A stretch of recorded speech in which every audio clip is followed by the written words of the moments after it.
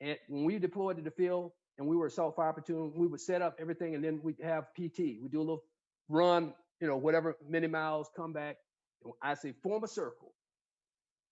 Okay. And I get in the middle of the circle. I said, oh, anybody want to get me? Come on. Let's go. Guys that come out and wrestle me, wrestle me, wrestle me. Big guy come out, throw me around, throw me around. I throw him around, throw him around.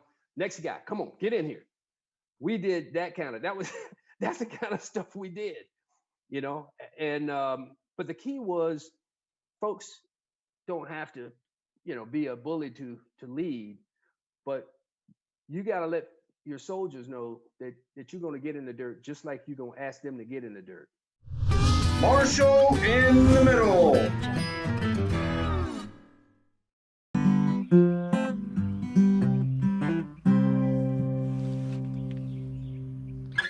Talked to Colonel T.W. Williams last night. Colonel retired. He was the garrison commander for Fort Belvoir, Virginia, prior to his retirement.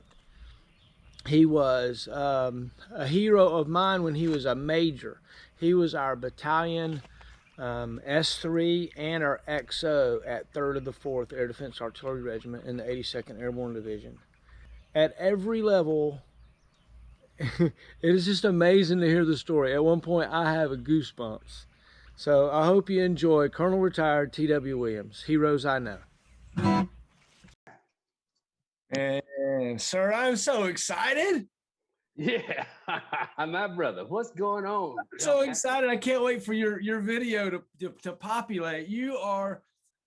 I've been watching you with the guitar. You got to tell me. There you are.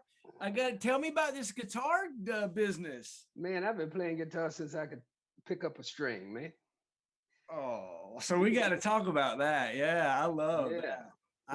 Even when I was down at Fort Bragg, we used to have stuff over, and Sergeant Major come over and do some stuff in the backyard, and a couple of guys that said they could play, bring them over there, and we just get back there and jam.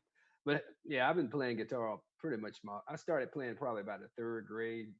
Had bands all the way through college. Had bands at West Point when I was. In fact, the band we had at West Point, we still play at our class reunions. We played at our 30th, 35th, and 40th class reunions.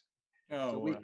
And we bring we bring some of the cadets up that's still in the hot band club to come up with us. We send them the songs, the material, make sure that they practice it. We make them haul all the damn equipment over to the place that we playing so that they can play, and then they get to pack it up and take it back. So we just did that in 2019 at our 40th reunion. And we actually brought in Tom Bones Malone, who was an original trombonist for the Blues Brothers, plays on Saturday Night Live, and met him at a jazz conference the same year, earlier in the year, down in Reno. Asked him if he would be interested in joining us because he he was up from New York, New Jersey area. And I said, dude, you ought to come and join us, at our West Point reunion and play with us. He says, I'll think about it. So we didn't even think about it. Before I got back home, I think I was getting off the airplane. I got a text from Bones. They call him Bones because he plays trombone. So he goes by Tom. He goes by Tom trombone. Bones Malone. Tom Bones Malone. And he said, "Hey, I was thinking about what you asked me, and I think I can make it." I said, "You serious?" He said, "Yeah." He says, "You mind if I bring a couple of guys up to the Saturday Night Live set and play with us?" I said, "Oh, hell yeah." So he brought a saxophonist, a tenor saxophonist, and a trumpet player, and wrote all the 45 songs that we had with brass. He wrote all the music out for the other guys from our band, our original guys. And they came in there. We did a little bit of rehearsal right before the reception started. The dinner started actually, and then we just commenced to turn the place out, man. It was absolutely, it was incredible. It was incredible. So we did our 30th reunion. They asked us to come back at the 35th because they thought we were good. They said, "You guys are better than you were when you played when you were at West Point." So yeah, we've I still play at the church, and and still play actively with a group that we have to play functions in this area. So yeah, my niece is a professional jazz singer, and she asked me. Actually, I actually got to go up and be her guitarist when she came here in D.C. and we went to the Blues Alley is a venue here that is real famous for the big folks. And she's a really, really, she's a pro. She brought her group up and had me come in as a guitar player and play some songs. It was awesome. So yeah, that's my passion, man. My passion is shooting shotguns, shooting guns, but I still shoot skeet. I shot on the All Army skeet team for 6 years, and I still shoot competitively. In fact, at Fort Bragg this week is the Armed Forces Skeet Championships. I'm supposed to be there, but I tore a ligament right here in my elbow, and all this is numb. So I got to go in for surgery on Wednesday to get that fixed because it's sitting on top of the ulnar nerve right here. Yeah.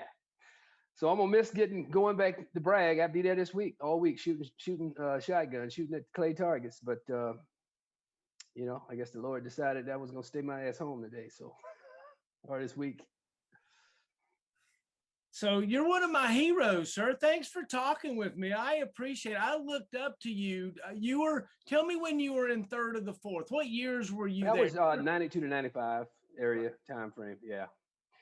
Yeah, that was a great experience, one of the best experiences, because when I came in the military, I came in high med, so I was a hawker, went straight from the basic course up to Ranger School and Airborne School, and I came out of those schools and went straight to Germany, platoon leader, tried to make my whole platoon Rangers, it was air defenders, and they came up, and they were soft.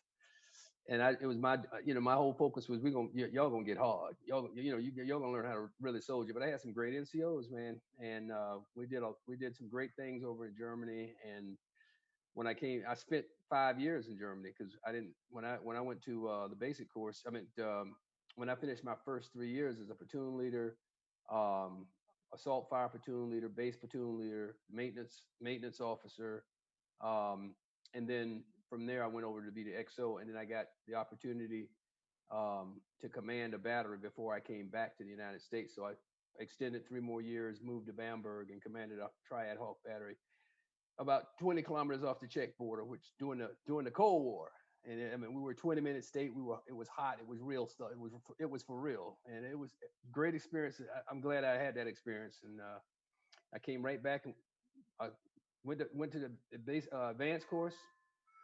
Jumped on the airplane with the family, went to Combined Armed Staff College, came right back to Germany for another 3 years with Patriot. Trained up guys like Joe Fischetti, who went to the war while I was at the Command General Staff College. I get them all trained up to fight with the Patriot weapon system, and they go deploy to Israel, and I go to the Combined General Staff College, and and that's from there. I got out of the college there and went to the Pentagon for the first time, and was with a great air defender who he was the assistant deputy chief of staff for operations, Jay Garner. Everybody should remember Jay Garner from the war. He was the guy that went over with Warner to try to fix all of the things that was broken in Iraq. He was my boss.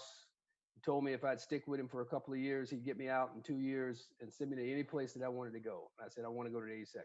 I've been high med for Hawk, Patriot. I said, I want to get some SHORAD. And he said, hey, you want to go to the 82nd? And that's how I got there. And it was a real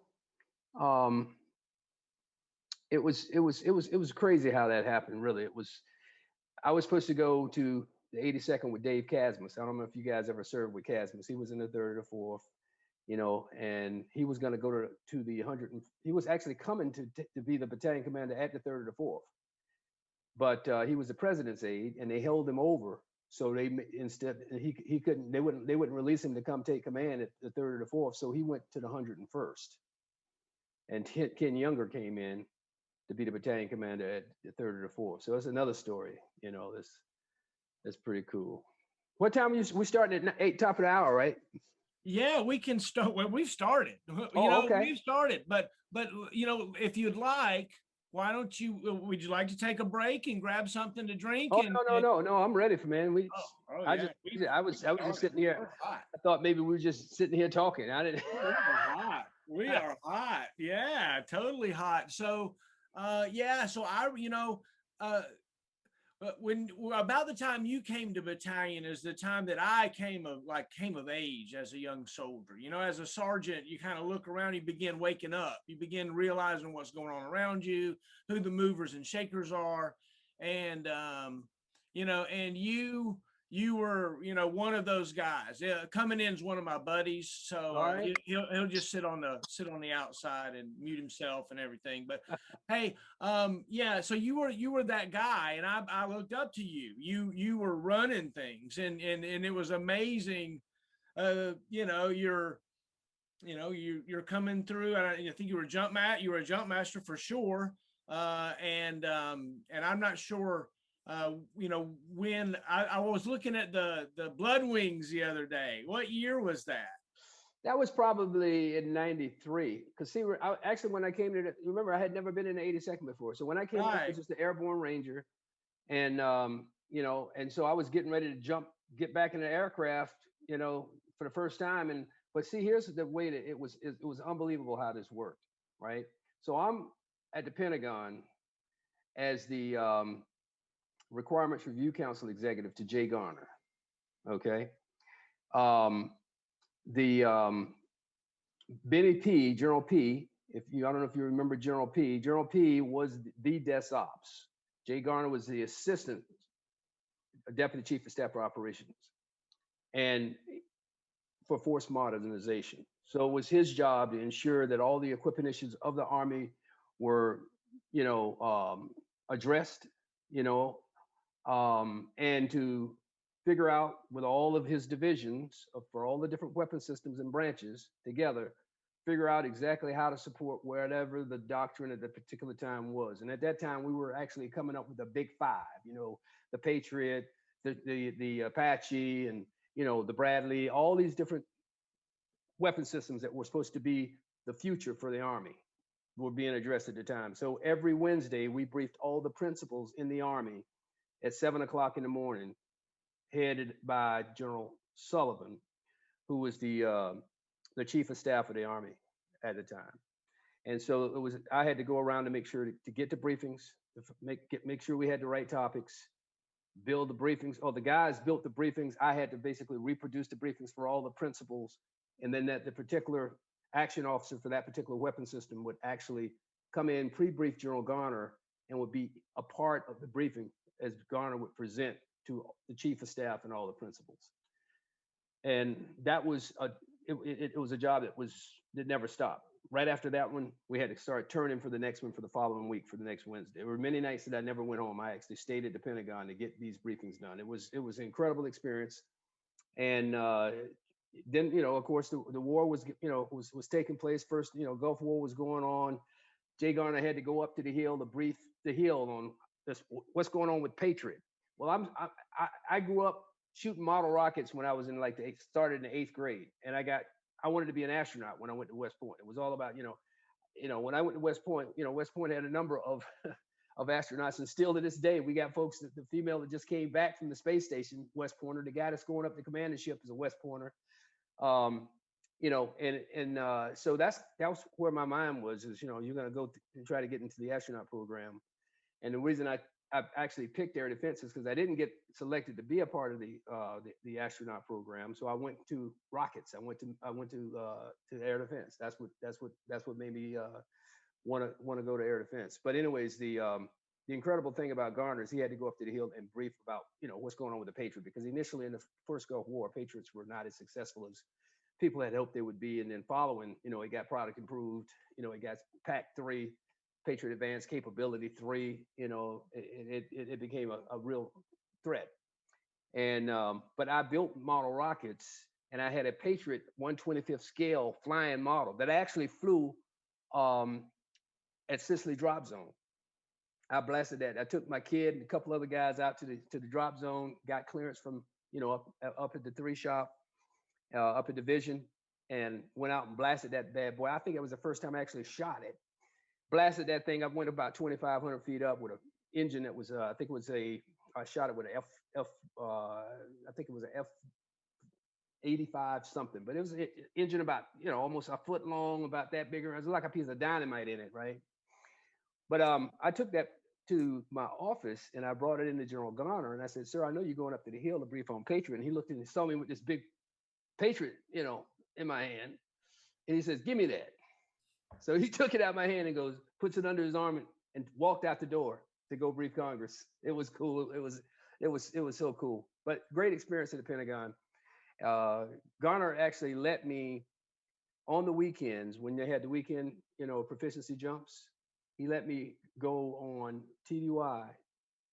Frank Barrow was the S3. Joe Torres was the XO.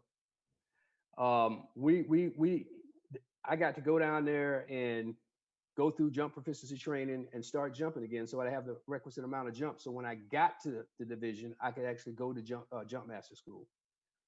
So I got my jumps up, high performance aircraft jumps, by driving on the weekends from DC down to Bragg, hanging out with one of my buddies that just retired as a 3-star general, Charles Hooper. He was in, I think, 3275. And my West Point classmate, awesome guy. I'd stay with him, drive down there. Frank would hook me up, get me a bald helmet, and send me over to jump proficiency training. And then found out, jumping on Saturdays to get the jumps.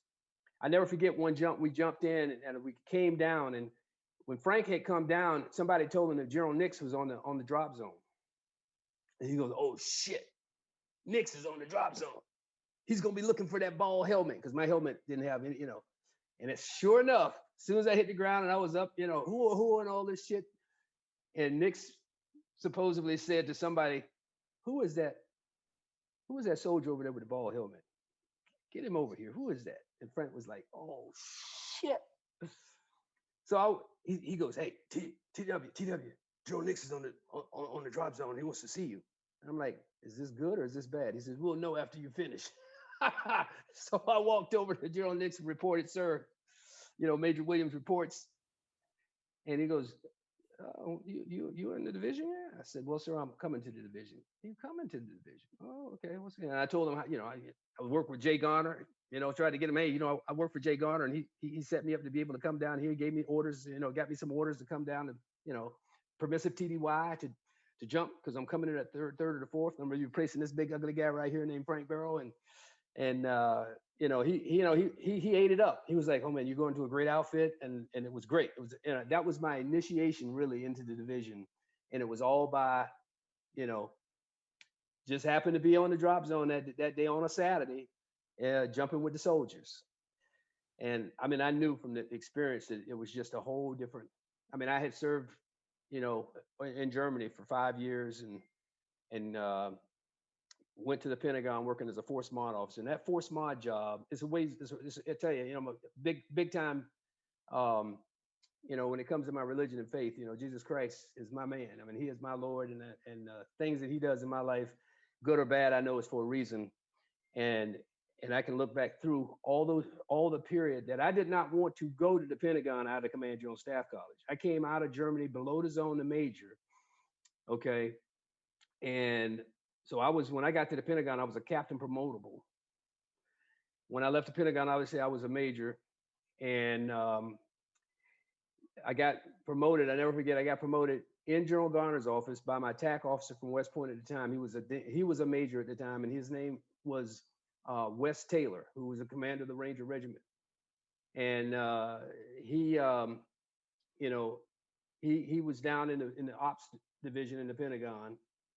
And I knew he was down there, and I asked him if he would do my promotion, and he came up to Jay Garner's office and promoted me to major. But anyways, when I got I got out of the Pentagon doing all this force modernization, understanding how all the outfits and MTONEs all worked and how you could get equipment and all that kind of stuff. It was incredible because when I got to the division, okay, it wasn't but another 2 years and the Vulcan was going away and the Avenger was coming in. Oh, by the way, we had Stingers that we were trying to get type certified to jump. So I went through the process of getting the paperwork together, getting all the folks sent to wherever, up to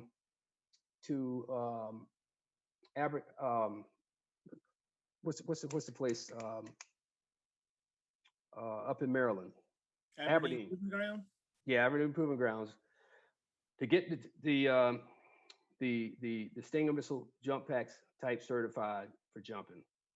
So we went through that process. We were able to do that. And as we started the Stinger missile jump pack proficiency jumps. So we started getting the jumps.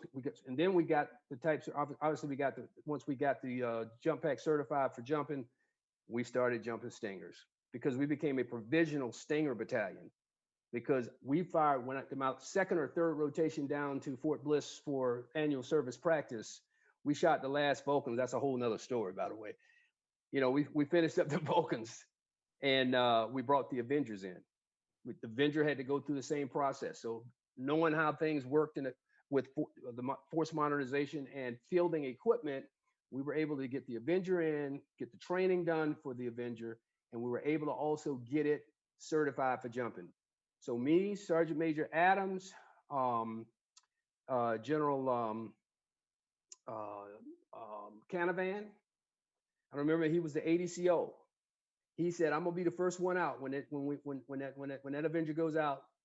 I'm gonna be number one." So it was Canavan, it was Adams, it was me. I forget who was trailing me at the time when we dropped the first Avenger at Sicily Drop Zone. Canavan was the first one out behind that with Adams and me following. I still have videos and photos of that Avenger coming down, and it landed just like a piece of cotton. And that was the day that Avenger, you know, made that first drop was a successful drop. And then we started, you know, when we started annual service practice, we you know us, we went down there, we heavy dropped as much shit as we could, whether it hit. It was incredible. It was incredible because I never forget Sergeant. You remember Sergeant at that time? He was Sergeant First Class Allen, Greg Allen. You know, he was in my 3 shop. I had Blankenbeckler as my S3 Air. You know, I had Sergeant Maddie in the 3 shop. We had some studs in the 3 shop. I had Russ Bodine. Bodine was at the advanced course when we jumped in. You might remember because you was on that jump. We hit the drop zone and this little captain came running up. "Hey, Major Williams, Major Williams." I'm like, "Who the hell are you?" He goes, "I'm Captain Bodine, and I'm coming to the 3rd or 4th. I'm gonna be your assistant S3. I said, "Who the hell told you that? Shit, I don't know you." You know, and so I gave him a little hard time, you know, and but we grabbed him and hugged him because they all came out to the drop zone to watch the jump. And he was coming to division, and he came up and he, you know, became my assistant S3, and then later on went on to command Charlie Battery with First Sergeant Sean Lear. You know, and he took Russ Hampsey's place. You know, they had the Cold Steel Charlie Battery, Cold Steel. You know, there are so many stories that we could talk about with that division, bringing in the Avengers. I mean, taking out the Avengers. We did everything first class because we had non-commissioned officers that jumped through hoops to make shit happen. Okay.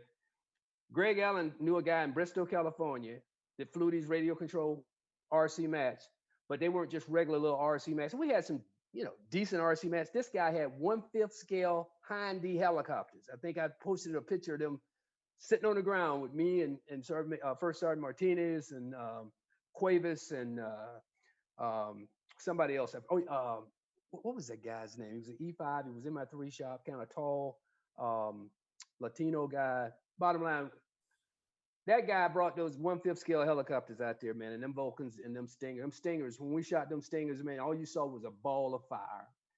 I mean, that's the kind of stuff we did. We did everything as real as it could be done, you know, during peacetime operations. We didn't just go down there to just, you know, shoot at, you know, we shot at stuff that was as close to real as it could be. And I mean, just some great times. And then, you know, they had the desert phase of Ranger School down there at the time. So what we do after we went out and finished all our shoot, well, we go over and be jump masters for the Ranger students down there. I mean, there's all these things that we did for training, jumping into Fort Bliss, heavy dropping into Gregor Range, and then once everything was completed, you know, getting everything packed away, and then having a good time until the jetted aircraft came back to pick us up, to jump back into Fort Bragg, and that was great. The last firing of the Vulcan at Fort Bliss. So we went out, fired. It was a great shoot. guys, I got photos. I've shared some of those on Facebook where the guys are out there shooting the Vulcan and all, all this stuff. And we getting ready to pack up and go. There's a couple of things that happened that night. You remember Sergeant First Class Edwards? You remember Sergeant First Class Mattingly? Studs. You was a stud E5. What was the other E5 that became a sergeant major for the 3rd and the 4th? We actually went down, me, Sean Lear, Sergeant Major Adams, Locklear, the warrant officer Locklear, trying to remember some of the other folks that came down for that. It was the Albright was actually, I think he was taking the command sergeant major job, I think at the time. I think it was Albright. And the E5 that was with you, that became a sergeant major, actually went to Fort Bliss also and retired as a command sergeant major. Another, just you, was one of them sharp sergeants that was just raring to go and just full of, vigor and fire, and it was just great soldiers. But anyway, so here we are getting ready to come back. And First Sergeant Lear came over to me with Martinez, and he says, "Hey, Major Williams." I said, "Yeah." He said, "We're gonna put something on the aircraft, and all you want you to do is just turn your head this way when you see it on the 463L." I said, "What y'all done stole, man?" He goes, "We didn't steal nothing, but don't worry about it. We got it." So they went out and bought some beer or whatever. Remember, gave it to the guys, the load master and the pilot. They got the pilot. So if you go back to the 3rd or the 4th today, you will see, and it's been there for a while, even when they moved, that huge Vulcan rock with the brass plaque on it that's got all the guys that participated in that jump down there. That was, again, it was just, who does that? Maybe people are still doing that, and I hope they are, but we know we did. This rock must have weighed 3,000 or 4,000 pounds. It was huge. If you've seen it, right? It's huge. They put that something on a 463L pallet, and I looked back there and I saw that big old ass rock, and I'm like, dudes, how are we gonna have to bring the rock back? Shit, we got to get our ass. I know we ain't having dropping that damn rock in there. He said, "No, sir, we're gonna land." So we brought that big old ass rock back, and it's still there. And there's a lot of history, and people like you who were there to experience all that was that's it's just a special unit, part of the division, part of the whole spirit that makes up the 18th Airborne Corps. Each of the divisions within the 18th Airborne Corps all think they're better than the other ones. That's the rival that we had. We was better than the 101st, and don't even talk about the 3rd Infantry Division, now 24th back then, maybe. We was it. We were the 82nd Airborne Division. Just incredible experiences, man. Incredible. So take me back to young T.W. Williams. Did you have a nickname when you were a kid? Tell me about coming up. Yeah, I grew up on a little farm in East Palatka, Florida, on the St. Johns River. Grew up, with horses, cows, chickens. Dad was the principal of the elementary school, which at that time was segregated. East Palatka Elementary School. My mom was an educator, and just a fantastic mom of 8 children. I'm the last of 8. I had 5 brothers and 2. 5 sisters and 2 brothers, and it came up with an incredible amount of parenting and siblings who took care of the baby boy of the family, and we all took care of each other, and we just got through this past week, from Thursday until last night about 11 o'clock. My youngest son, Christopher, got married. He's 28 years old, and that's my last boy. And it was his wedding was just last Friday. My oldest sister turned 80 the day before on Thursday when she flew in. We threw a nice birthday party for her. Went right into the wedding. After wedding party all day on Saturday, and Mother's Day, was the next day, and we celebrated from the time we got up, brunch, all the way through dinner. Until, dancing, laughing, singing with sisters, friends, nephews, nieces, cousins, all here. That's what happened just this past weekend. Incredible, weekend. But yeah, I was the youngest of the bunch, and we all played sports. incredibly gifted family with as musicians, as vocalists. You know, my sisters, um, two of them are just incredible vocalists. And I started playing an instrument in the first grade. In the little recorder, we called them flutophones then. I was the first grade. I learned how to play one by ear. And in the first grade, I could about play all the sixth graders because I could just listen to something and play it. I couldn't read any music. I mean, you know, as hard as they tried to make me learn how to read music, they would play this little easy ass song, and I would just play it. And it was crazy that I started picking up other instruments and playing them. I picked up the guitar, started picking at it, playing it, tuning it my own way, trying to figure out how to play it. Finally, came to me, figured out how to play it. So I became very, very much into music and sports and academics. I won all the science fairs at my school and all the way up to state.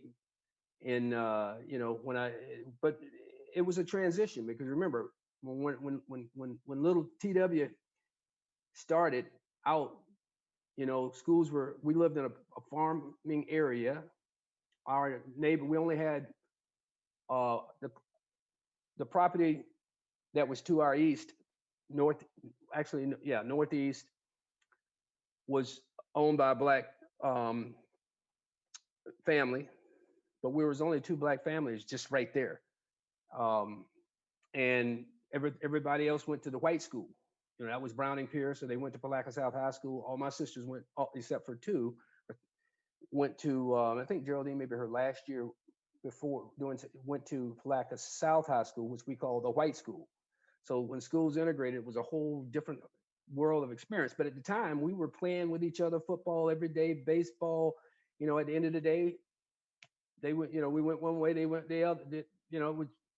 It was everybody got along. We just went to different schools, and then when schools integrated, there were some little challenges and folks calling names and this, that, and the other. But a couple of ass whippings took care of that.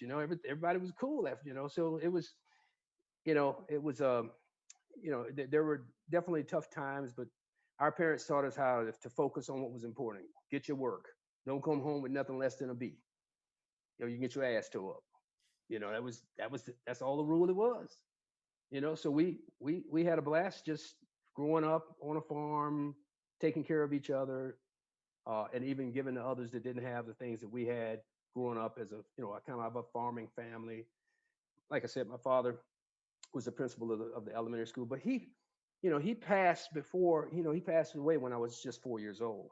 So my mom raised us, you know, and instilled in us the, just, doing the right thing, always knowing that you're going to have to work harder than everybody else to get anywhere in life, and never to look back, never to give up, um, focusing on your faith, and just all it would take is just a little talk from mom.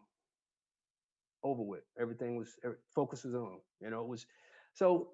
When schools integrated, we went in schools. We kicked ass. And for me, I mean, I played football, basketball, and ran track. I was a captain of the football team, captain of the track team.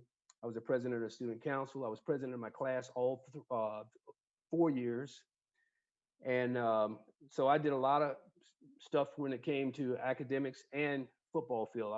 I was starting linebacker, all region, we got an ass kicked my junior year going to the state championships, and but it was a great ride. I mean, it was awesome. We had a great track team. I ran hurdles, and when I went to West Point, I joined ROTC right before I went to West Point, or when my Colonel Jordan, he came to me one day and said, Thomas, you're doing this and you're doing that, and you're an A student, and you play football, you run track, you play basketball, you've won all these science fairs, and he says you're a great student, and he says you ever think about coming into the military? Well, at the time, I was going to the University of Florida to play football for Doug Dickey, who was the coach of the Florida Gators at the time. I mean, I had already, been offered a scholarship to go to the University of Florida and play football with Doug Dickey, and and I just told Colonel Jordan, I said, I'm going to the University of Florida. That's where I'm focused on right now. Well, you haven't considered a military academy at West Point. I said, no, I never have. He said, think you'd be interested? I said, I might. He says, I want you to be in ROTC your junior and senior year. And I said, sure, because I had electives to take. And so I jumped into ROTC, enjoyed it, enjoyed the drill. We had a rifle team with a firing range at the school where we fired 22s, for on the rifle teams. We had an unbelievable drill team. So I did shooting, and then I became the battalion commander. And our ROTC unit was a honor unit with distinction. So if you have an ROTC course in your school that has that designation, they get a nomination for West Point. That's how I got mine. And I didn't know if I was going to go to West Point. I went through the process. Colonel Jordan led me through the whole process. And one day I came home. My mom says, Tom, you got a piece of mail in there from West Point. You might want to open it. And I was up. Okay. Went over there and opened it up. So you've been accepted in the United States Military Academy, West Point. And I looked at my mom. And she goes, son, are you going to do that? I said, hell yeah. I'm going to New York. I'm going to go to West Point. She says, but what about, I said, I want to go to West Point, And so that's where it started, getting into West Point and, playing a little bit of football up there, running track a year. Academically, when I got in, it was, I was all A's, thought I could play sports and do all these things. And I found out that I couldn't do that. I mean, that was one of the first challenges that I had when I was, in life, was all of a sudden, I was barely making a D, and then all of a sudden I'm figuring out just like, oh, I think they're going to turn me back. So they actually, my first year at West Point, turned me back to a class because academically I wasn't making the grades. I mean, it was frustrating. That's the biggest letdown I ever had in my life. It's the first time I had ever failed, but it was my faith in Jesus Christ and the encouragement that I got from my mom and my family, sisters and brothers. You remember that you're not quitting, you're going back. And I did. I went back as a turn back, and I didn't have to go through all the harassment. I could walk around. I was recognized plebe, and I jumped into my academics. I let the sports go. I just focused on just making the best grades that I could get. And next thing you know, I didn't caught up with the class. And even though they graduated in June of '79, that December, Wes Taylor, the old Ranger Regiment, General Taylor retired.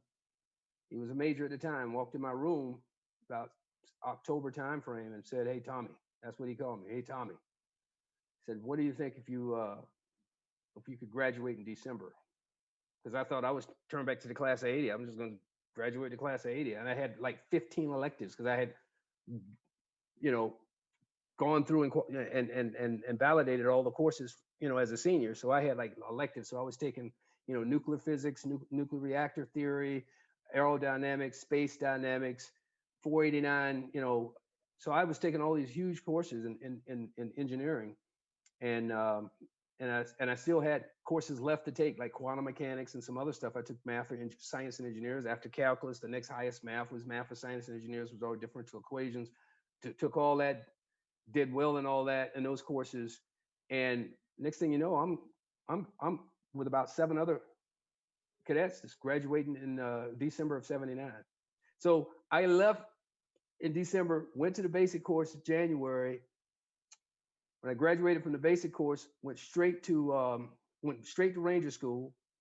Some of the guys that were Rangers remember guys like Slackhammer. This guy was Sergeant First Class. He was one of the baddest ass guys I ever saw. All Vietnam era hardcore non-commissioned officers, badasses. And went through Ranger School and Airborne School. Went to Germany and like I said, took my first platoons. Got command before I came back. Got promoted below the zone. The second when I came back to Germany after I went to the advanced course and went Patriot, went back with I think the second fielded Patriot Battalion and went back to Germany. At that time was 6-3, was redesignated 1st to the 7th in Schweinfurt, Germany. I went back there only because they told me, hey, if you want another opportunity to command, because I commanded a Hawk Triad battery when I was a lieutenant over in Germany, my first, after I finished Ranger School. They said, well, you already know about doing the over in Germany for high missile air defense. It was all about passing these tactical evaluations by the Allied Air Forces, Europe, Central Europe, TACAVALs. It was all about being able to deploy, being able to set up, being able to go in a simulator under conditions. Um, but I tell you, that first assignment that I had in Germany, one of the proudest times of my life is as a first lieutenant. I got to be the firing battery lieutenant for at Crete. You know, we fired our missiles over the Mediterranean at Nancy Crete.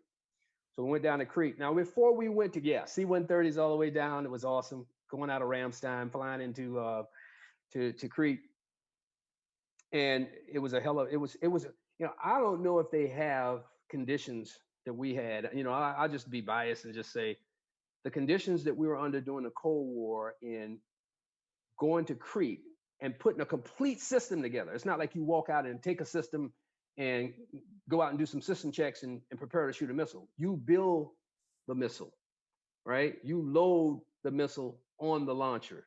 You know, all the radars are displaced. So you have to in place all the radars. You have to align everything exactly. And with the evaluators, just like Rangers, you know, black hats. I mean, that's the kind of evaluators you had out there. They were basically black hats waiting for you to screw up, right? Because the unit that went down before us from our battalion, from Bravo Battery, went down and fired a 99, came back talking shit. It's like, oh, you're gonna never beat us, 99. Oh, shit. You know, I went in my TCO room, and I had my platoon in there. Bravo Battery came back and was bragging about all this great score. 99 was a great score. It was the highest score that had been fired in a long time. There were a lot of 98s, 98 5s, 98 7.5s, but no 99s. So they had a lot to be proud of. And we were happy if 10 years later that, that they fired that 99, because it made the Americans really look good, because the Germans used to, and the Dutch used to go down and fire 98s and 97s, and, you know, scores above 95 was pretty. And American units were just, you know, just 96s and 90s. Bravo goes down there shooting 99. And the guy that was the TCO, technical control officer, was my West Point classmate, Matthew Brown, All-American basketball player, played under Coach Krzyzewski when he was a coach at West Point. He was an All-American basketball player, went and played All-Army before he came to Germany as a first lieutenant. He fired that 99. And man and I to this day are like best friends. And when he came back and they had that big smile on their face, you know, that big cheese-eating smile on their face, they fired 99, you know. I told my guys, I said, you know, here's the Ranger Williams here. I said, look here. We go down there and beat a 99. We're going to take shaving clippers down there. And if we can beat a 99, the crew can cut the hair off all of the senior officers and non-commissioned officers on the trip. That's all I had to say. They looked at each other and said, oh shit, oh yeah. Oh yeah, and that's all I said. After that, we started doing our training, preparing to go to Crete. We go down to Crete. We get there. We get, you know, on the clock. Got to put the missiles together. I'm, as a tactical control officer, inside the battery control central. All my crew is out doing all the things that they have to do to place the radar, align the radars. I'm in a control central with a scope, making sure, you know, everything's lined up to click to give the check that okay, we're good. You know, which takes 3 days basically to do all this stuff. So you got 3 days to screw something up every day. And each day we came back, we after action review. How did you do? Crew downrange. How did my launcher crew do? Fire control. We have any issues? Do you know of any gigs that you got? Everybody come back. No gigs, sir. We don't, you know, we didn't get corrected for anything.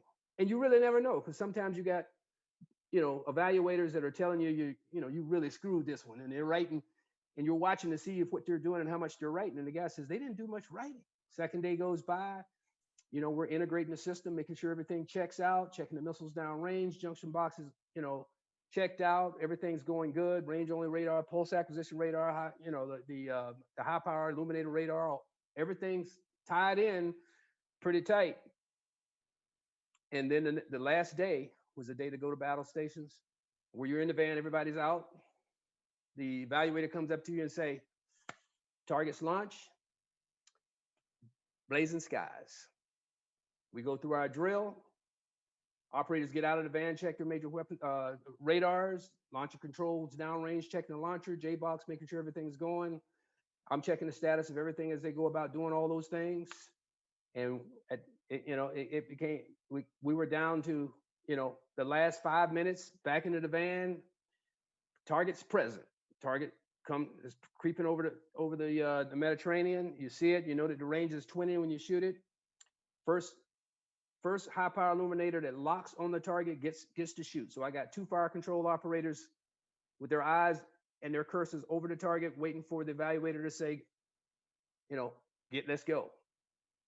As soon as it got within 20 kilometers, alpha lock first. Alpha lock, altitude 20, speed 15. Missile away. Boom. You heard that big boom.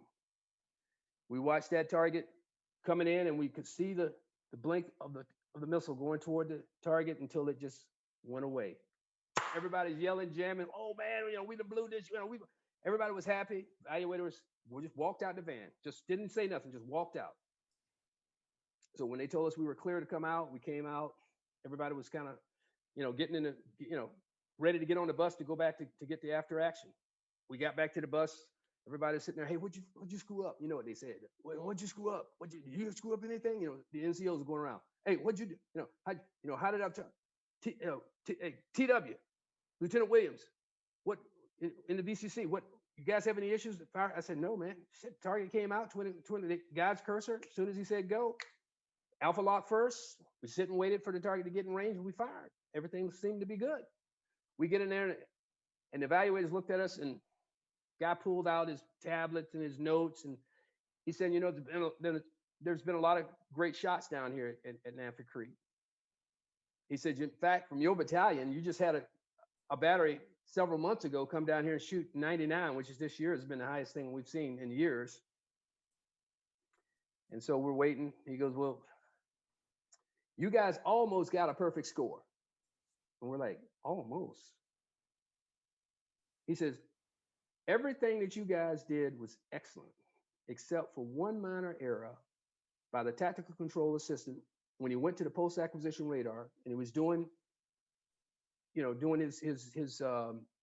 his checks. He forgot to push the lamp test on the digital signal processor on the post-acquisition radar. And we looked over at Sergeant Smith, and he looked over at us. He was like, I know I pushed that button. And I says, no, you didn't. He said, you put your finger up there, but you didn't press it long enough to get the light, the green light. He go, I know I is. Look, guys, you shot a 99.5. And we just went, wow. Ah! It was one of the most incredible experiences in high missile air defense that I had ever had. And the only times following that really was when I was a battalion commander for 243, and we got to fire before we were deployed to Saudi Arabia. I had a task force there that went to Saudi Arabia. I was a task force commander for almost 800 soldiers. And that's a whole nother story. But the bottom line that in that first lieutenant experience that I had, from there, I became an XO. After that, I got a battery command.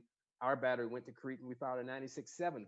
It's still an honor battery, not 99.5, but it was an honor battery. And we had a great soldiers, great non-commissioned officers making shit happen. Only a few officers around to screw something up, as they say. But I took the pride of taking my officers and making them as hard as they could be, and I let the non-commissioned officers do the rest. And because I knew we had some good ones, and just like you, when I came to the 82nd Airborne Division, I had never been in division before. It was all listening to non-commissioned officers telling you how to prepare yourself for jumpmaster school, how to prepare yourself for any type of deployment, making the position, making soldiers comfortable when you're in their presence, that you feel like I got soldiers that's going to always watch my back, no matter where I go, no matter where I am, because I'm gonna stand up for them. And that's the nature and attitude of what was in the 82nd Airborne Division. One of the questions I think you had on there was like, who didn't you trust? Well, I could tell you, when I got to High Mad, I was told by my first sergeant who I could trust when it came to the folks in my platoon. Lieutenant Williams, Sergeant Stacy's your platoon sergeant. You guys got the assault fire platoon. I wanted the assault fire platoon because I had just got out of Ranger school. And I was like, I got this. We get to deploy first. We get to get out and set up, with just one section of Hawk versus two sections in a whole battery. I had just one set, 3 launchers, one radar, one high power illuminated radar, and a small, they call it the IQAR. It was improved continuous wave acquisition radar. And that was the radar that gave me the presentations that I need to kill stuff, deploy it a little bit further out than the base platoon, and that's what I wanted. I wanted that platoon because it was the assault fire platoon, But those NCOs, my first sergeant would tell me that, hey, you got a couple of E5s over there, you got a couple of E6s over there, you're gonna have to watch. You're gonna have to really keep your eye on this guy, you got, and so I just said, hey, look, we gonna get this work done. And if you come in here and give me a word and it ain't right, I said, me and you going out back. That's the way we were. I mean, that's the way I used to have a ring, and when we deployed to the field and we were assault fire platoon, we would set up everything and then we'd have PT. We do a little run, whatever, many miles, come back. I say, form a circle. Okay. And I get in the middle of the circle. I said, anybody want to get me? Come on, let's go. Guys that come out and wrestle me. Big guy come out, throw me around. I throw him around. Next guy, come on, get in here. We did that's the kind of stuff we did, and but the key was folks don't have to, be a bully to lead, but you got to let your soldiers know that you're going to get in the dirt just like you're going to ask them to get in the dirt. Okay. And oh, by the way, if you get your ass whipped, then you get your ass whipped. He's still going to respect and know you by your rank, who you are. But he's still going to know that you ain't going to be walking around telling him and being a bully just because that's the way you're going to lead. You're going to lead because you are proficient in the skills that you're supposed to be able to do, and you can do them better or as good as anybody that you're leading. And now they're going to look up to you because they know to get qualified to run that loader, to get qualified to align that launcher, to get qualified to put in place that radar. They're going to have to learn all that from you because you can't have that job unless you can do that. Okay. So it was a lot harder working, ensuring that the trust in the platoon with the non-commissioned officer. Because number one, I was just a lieutenant. Everybody else was non-commissioned officers. At one time, I had an assistant platoon leader that was because we didn't have a space for a platoon leader, so they put him under an experienced first lieutenant to learn how to lead. So we did have that in some cases, but most cases it was you and your platoon sergeant and your E6s and E5s and your Spec 4s and PFCs. And, that's what we did. We went out, we trained hard to get that 99.5. But he was right. It was a lot of times, but when I got to the 82nd Airborne Division, dude, everybody,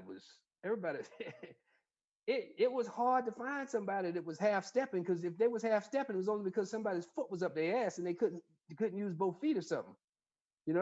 That's just, it was like, damn, what do I have to do? Got to learn now. All of a sudden, I'm having to drill down a little bit because I actually got a whole platoon of soldiers that trust their leadership. Sir, we got this. Or you get in there, you know how to, you came from the Pentagon, right? You know how to plan and do that. Yeah. Set this op order up and do this, get this set up. We got the rest. Shoot, boom. And I just got to sit back, lead where I needed it, and get out of the way when I had to allow the non-commissioned officers and the soldiers to run that battalion, because that's what y'all did. Y'all ran that battalion. It made us be able to be proud to get out and become jump master qualified, to know that, folks knew that when I GMPI'd them, or if I was standing in the door, they had the trust to know that hey, we're gonna get out this airplane okay. As long as the pilot can fly that airplane, we're gonna be fine. Okay. So that to me was the difference between the high missile air defense and the SHORAD, especially going to, I can't speak for the other SHORAD units in the other places, but in the 82nd Airborne Division, and I'm sure the 101st would say the same thing, it just was no better non-commissioned. And the good thing about that is when I left the 3rd or the 4th to take a battalion, which was Patriot, and we trained to get ready to go. And I brought Sergeant Major DeVault. If you remember DeVault? Brought DeVault with me. Who else did I take? Wilbur Adams.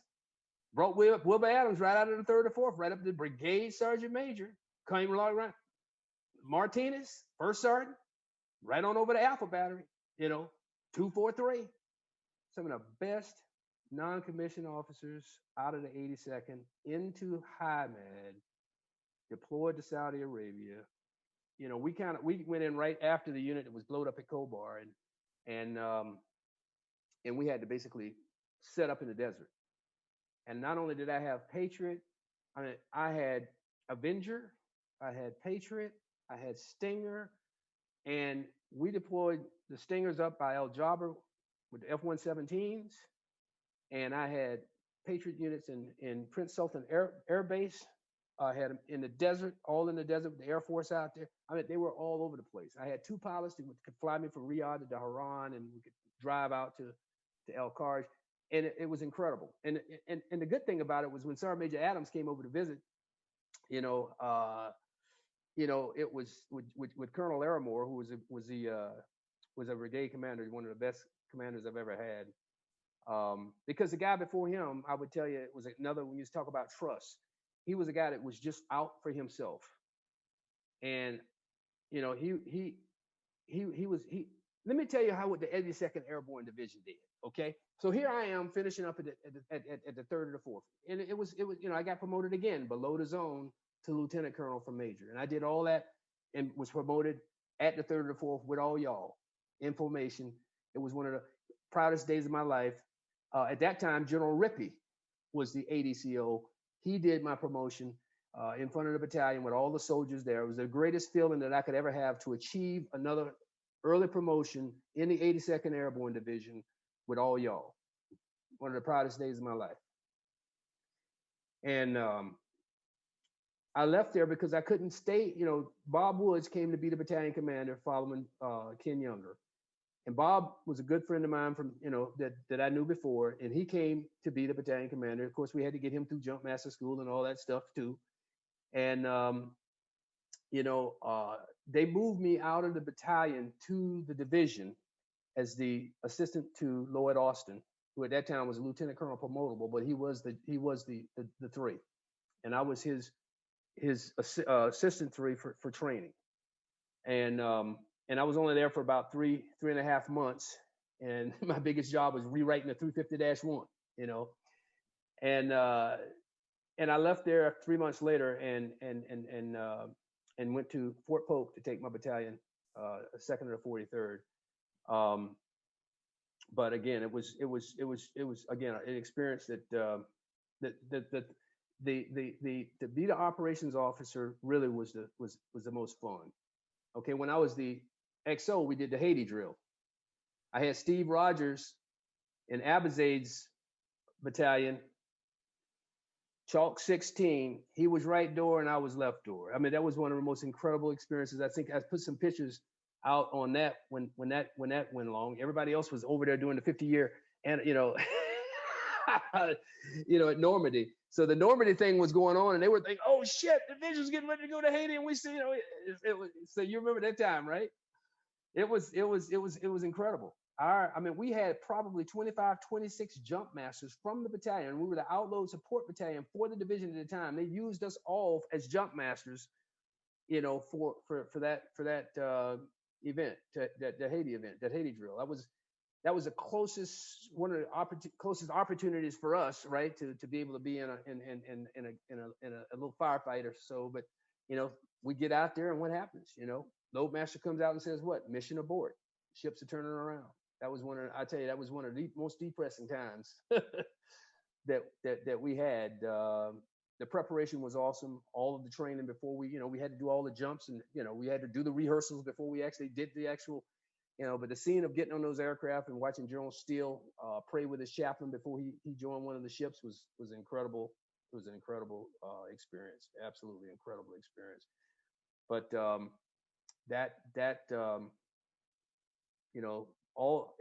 there were so many things that I could talk about within the 3rd or 4th. The officers, the NCOs, Just great folks. And I still communicate. You know, Russ Bodine, he's up here in DC, so we get to holler at him every once in a while. Me and Sergeant Major Evan Phelps, who was a Delta Battery. You know, he's in the area. Let me tell you a little story about him. So I'm shooting a competition skeet at a club in the area, and it was one of the clubs that he belongs to. But I didn't even know Evan was even in the area. So I'm getting ready to go out and shoot, and I noticed we got a new guy on the squad that I didn't even look at his name. I just knew that when I went up to shoot, we only had 4 guys because our 5th guy couldn't make it. So I'm sitting at the little clubhouse waiting for our rotation. And I see this little chubby ass guy come walking by, and I looked at his face and I said, I know that dude right there. I know him. And he went in, says, you know if anybody's in the bathroom? I said, no, man, go in there and check. And I was looking at him and I said, I know him. So I got up and I went to the window and I was looking at him from behind. And I went back and sat down because the girl that runs the club was actually shooting on a squad at the time. And she told me to kind of watch out for the clubhouse while she was shooting. So I didn't know the guy. So I thought I knew him, but I didn't know if it was who I thought it was. And it hadn't hit me in my head that it was Evan Phelps. I just knew I knew the guy. And then we got ready to go out. Our squad was getting ready to go out and shoot. So we was getting all our equipment up to go shoot. And Evan walks up and I look at him and it clicked. I said, Evan Phelps. He looked at me and goes, do I know you? I said, you better. I was your damn S3. Used to wear your ass out every day. He like, Major Williams? I said, you damn right, but it's Colonel now, bro. So Evan shot on our team, and I've had the opportunity to go out and shoot with him a couple of times. And then we actually went to Blankenbeckler's memorial with Sergeant Major Adams and Ken Younger at his school, West Springfield High School. We did a nice little ceremony for him again in remembrance of a great soldier. And but again, just see how in a short period of time, just talking about just the 82nd. I haven't really even talked about much more. I talked a little bit about Patriot experience, not much about the Pentagon experience. 3 tours in the Pentagon. I was in the Pentagon doing 911. Our office was hit by the aircraft, lost Cheryl Sincock and Sandy Taylor. Cheryl Sincock was my boss as I was an XO to a 2-star who was Assistant Chief of Staff and Installation Management, General Robert Van Antwerp. His civilian was Jan Menig. I had gotten a car for them to go over to the DoubleTree for a senior leader conference with some of the leaders in the Installation Management Command at the time. So I was actually supposed to go over in the car with them, but I was assigned as General Pickler, who was the director of the Army staff, 3-star. I was assigned to help his XO get his retirement ceremony together. So I stayed behind and I went to Rod Anderson, who was the XO. He's a 2-star retired now. We were both colonels at the time, 06s. Help him with his bosses, General Pickler's retirement ceremony, and we're on the E-ring. So we're watching TV while we're talking about, getting his awards and all this and set up and all this stuff for his retirement. And we're looking at the TV and we see the aircraft flying in it. It was like, dude, what was that guy drinking? Somebody just flew an airplane, in the trade center. So we're looking like, damn. And all of a sudden we're sitting there and we're just kind of watching it, and we're just, and so I said, look, I got to go down to my old area. Now, our offices in the ACSIM, the Chief of Staff and Installation Management, had just moved into the new court of the Pentagon that had just got renovated. So they had all, the glass, tinted glass, the sprinkler system, was all that stuff that was just put in. But all of our offices had not moved yet. So I went, since I was closer to go downstairs to our old space, I went down to one of the guys that went with Miss Menig over to the senior leader conference, and my boss in the car that I had set up for them, and actually for me to go over. I went to John Nerger's office on the E-ring to watch his TV, because everybody on the E-ring got a TV because they're either generals or senior execs.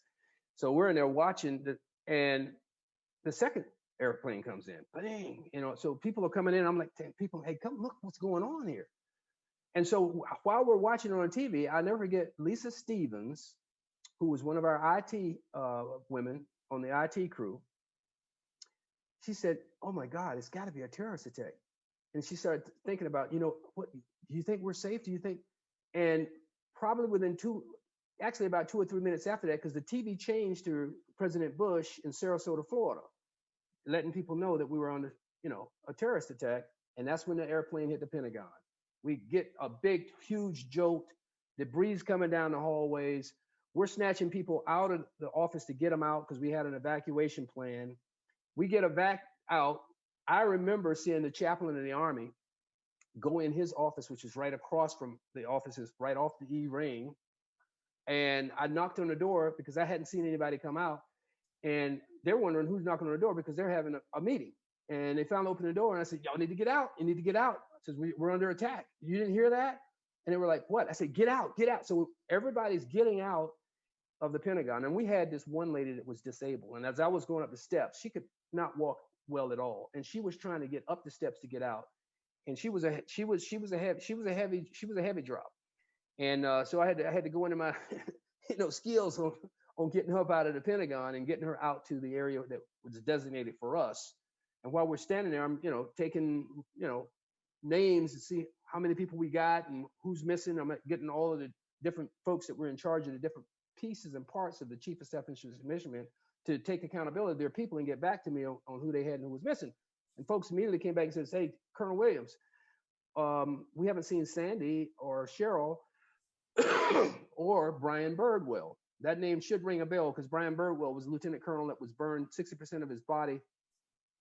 And that's a story that I'll tell. But the bottom line is, after a minute or two went by, it seemed like it was a longer time, but it wasn't very long.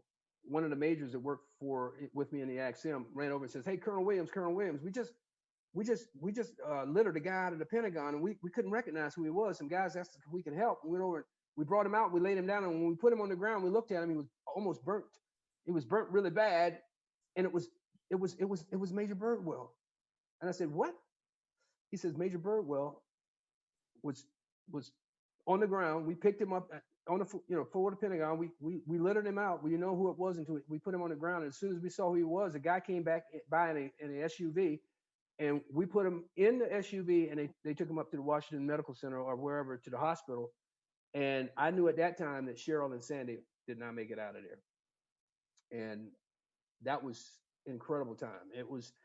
I walked over to the DoubleTree to inform General Van Antwerp and Miss Menning and all the other senior officers that were part of that group about what had just happened. And they were, of course, watching the TV and kind of knew things were going on.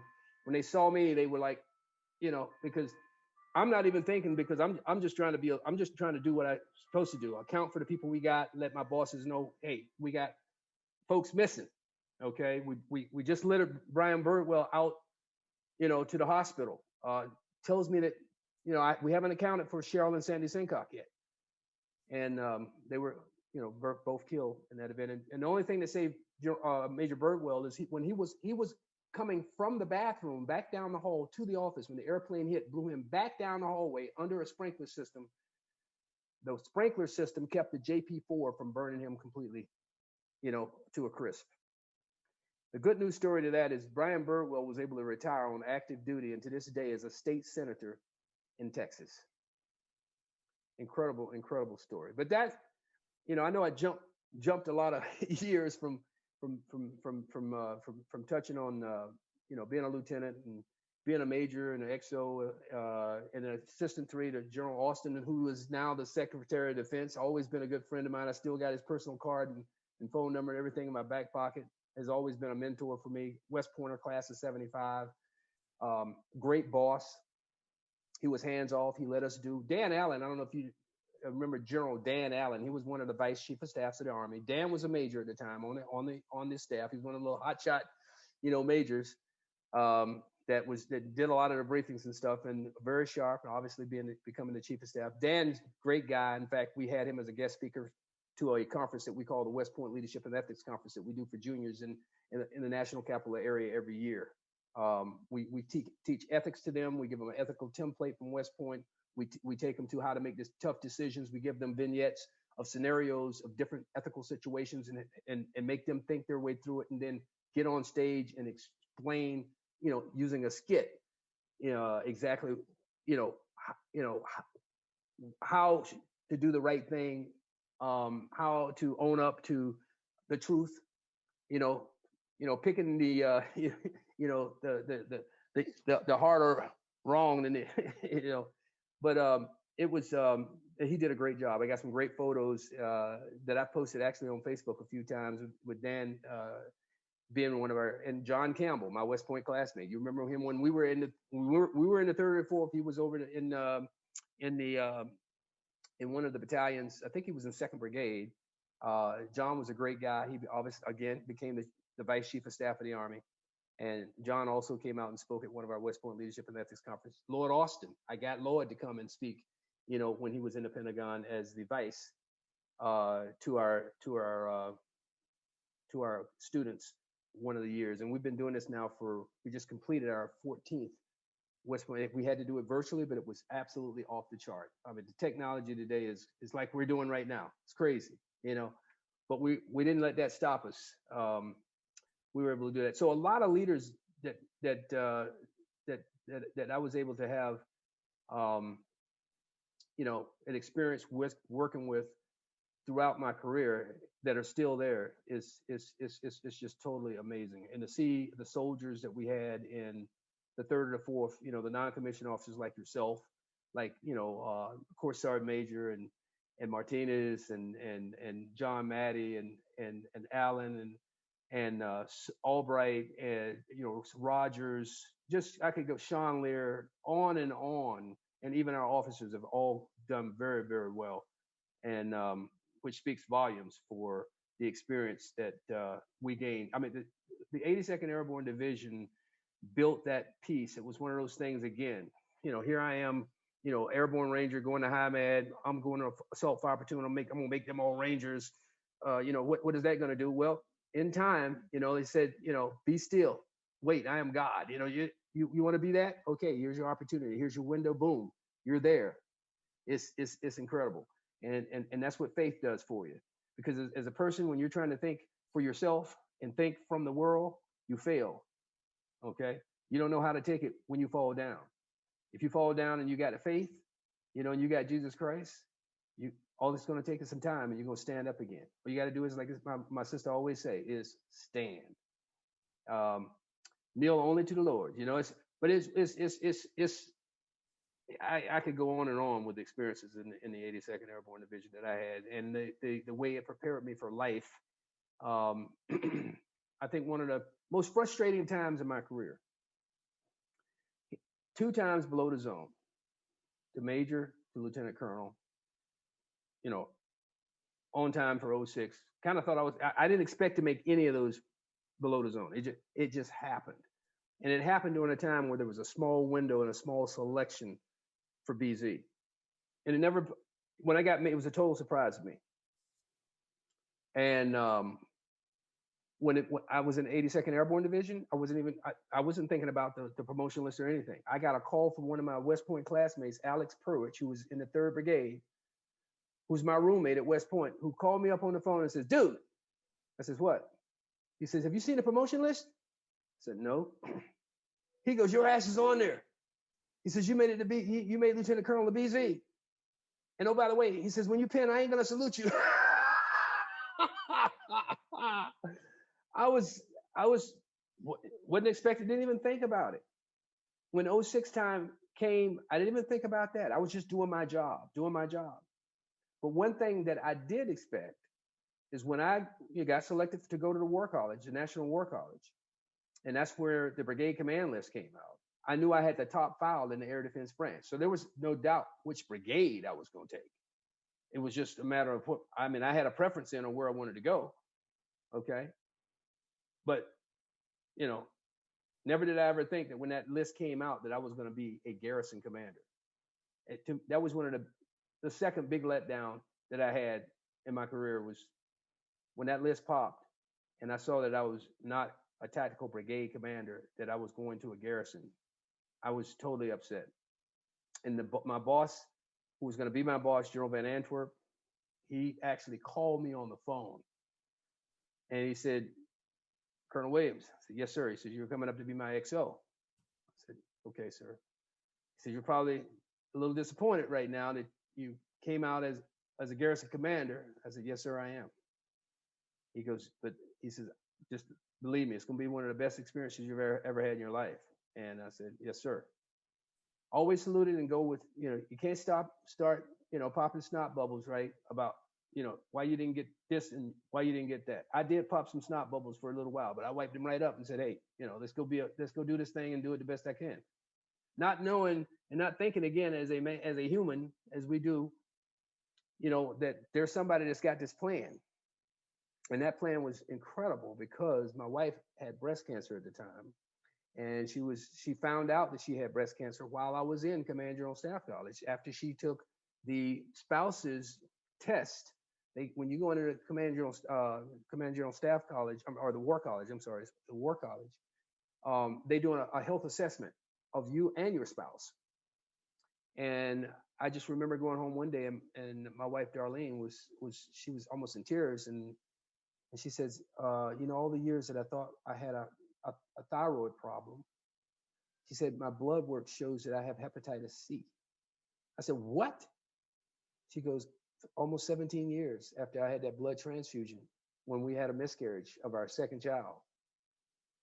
She said, I had, because she was very thin and slender, and all this, she started gaining weight. And she ran, she did a lot to keep herself in shape, and she just had to work hard to keep the weight off. And and she knew it. She said it was her thyroid. It was her thyroid. She had hepatitis C, and which means she was going to need a new liver, and she's going to have to find a donor. And we matched the donor for her was my son, oldest son Arthur, was the match, and he was going to give his liver, half of his liver, to his mom. The liver regenerates itself in a really short period of time, and so all of the operation for that was, and schedule for operation was put together. And he was at that time going to the University of Oklahoma, so he was going to have to take some time off from school to come back to have this surgery for transplant. And when she went in for her test about 2 weeks before the actual operation, her left breast was just sore. She said, my left breast is sore, my arm is sore. And so we went in thinking it was, again, thinking it was the hepatitis C. And they went in and checked and did, their x-rays and everything, and they saw a tumor, and they said, you have a tumor in your left breast, and we're going to have to go in and do a biopsy to see if it's malignant, if it's. So I never forget her taking that needle, and they were sticking that needle in. When the results came back that she had cancer, she had breast cancer, which means she had to come off. She could no longer receive a liver. So she had to go through all this treatment, to try to battle this cancer. And all this was going on during the time that I had become an XO to General Van Antwerp, knowing that I was going to be with him for a year and go into command. But my command was to go to the 98th ASG in Würzburg, Germany, to take over from a guy named Larry Fitzgerald, I think it was his name, big guy. And so I was excited about, going to Germany. But at that time now, it was like, can't go to Germany. You're going to have to defer command a year because your wife's got to be here in the hospital. She's got to have. So I was like, cool. So General Van Antwerp told me, he said, TW, I'm keeping you as my XO for another year. We're gonna get you another opportunity to command. So I'm like, hey, whatever it takes. And my wife's getting treatment. I'm here for her for whatever that purpose is. And so we stayed another year, and then another year passed, and then I became the commander of Fort Belvoir. They moved me over to take the Fort Belvoir hospital is there. Plus you got Walter Reed and all that. Second year in command, took over in 2002. In 2003, my wife, she just started fading. And it was unfortunate that she was fading, but it was at the same period as the sniper event that was in DC, in the Virginia area. Sniper was rolling around in a car with with an AR, shooting people at gas stations. It was crazy. In fact, the night that we took her, she had a real bad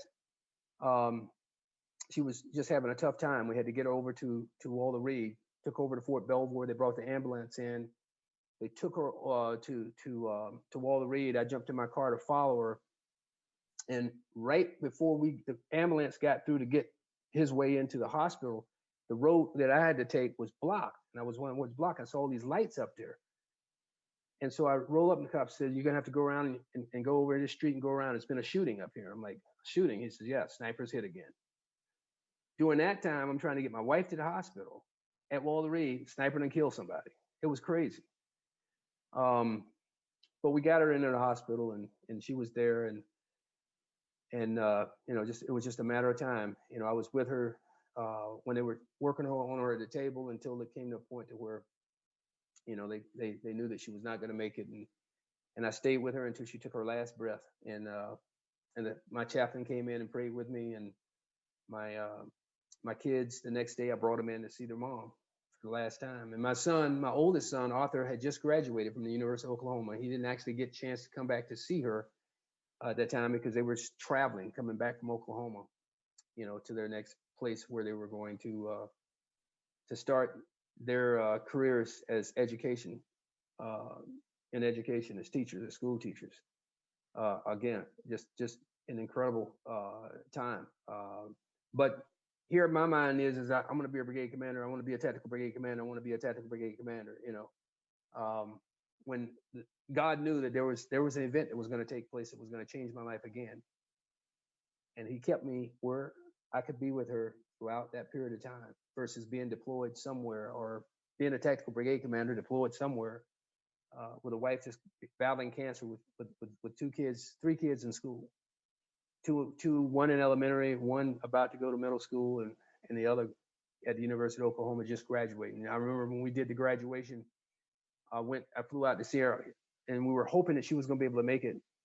We were praying that she would be able to just travel, but she wasn't able to do that. So we actually, at that time, we didn't have this where you could pipe folks in, and so I had my phone, and I turned my phone on when they called his name so she could hear him when they called him up to get his diploma. And so life throws a lot of different curves at you, and you kind of wonder why things happen, and then you grieve for a long, maybe all your life, if you don't try to get some type of help. And me and my son both went to counseling, after that, my boys, through the Army and also through our church. But unfortunately for my middle son, who looked just like me, loved to play basketball, was a great guy, just great musician. He took his own life when he was like 23 years old. He was still depressed from my wife, passing, and it just, everything just got tight to the point to where he killed himself. Again, tough time in my life, where at this stage in my life, my wife has passed and my son's about to, go out into the world to do what he had a passion for, which was music. I get the phone call. We've got a young man here, and his name is Thomas Williams, and he is in critical condition here in Tampa. And it was incredible to watch, to lose, a son. And at that stage of my life, then it was, I had already decided to leave as a 06 after, commanding Fort Belvoir for 3 years as the garrison commander. I went up to the Pentagon to be the director of operations of all the Army's installations for another 2 years. And I decided at that stage, with just me and my boys, that it was time for me to find something to do that I could be with them, for them, as they grew through their years of being teenagers and going to high school and going out in life, versus me being deployed to Iraq or Afghanistan and them being with whoever I could find to be with them while I was away. So that was another decision point in my life. All military, all doing all these things, and life throws those obstacles at you. And if you've got faith, you can deal with it. You can get through it. You know, it's not that you're believing in something that's not real, and you have to believe and accept the fact of who Jesus Christ is. And the only way that you're going to get to God is through Him. You know, and you put that faith first, and you deal with things that come at you because you know He's not going to throw something at you that you can't handle. You know, you just have to have that in your mind. It's just like when we were on that airplane going in that, you know, going to Haiti, you know, there was a lot of guys praying at that time, you know, and I think they prayed too hard because the loadmaster came out and said mission abort.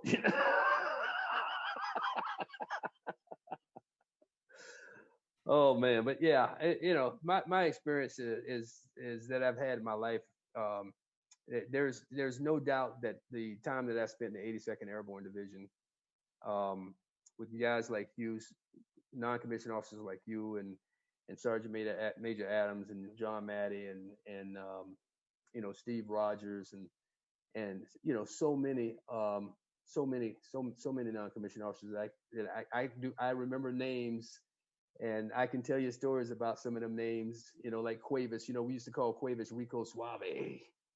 You know, he was always doing this, Rico, you know.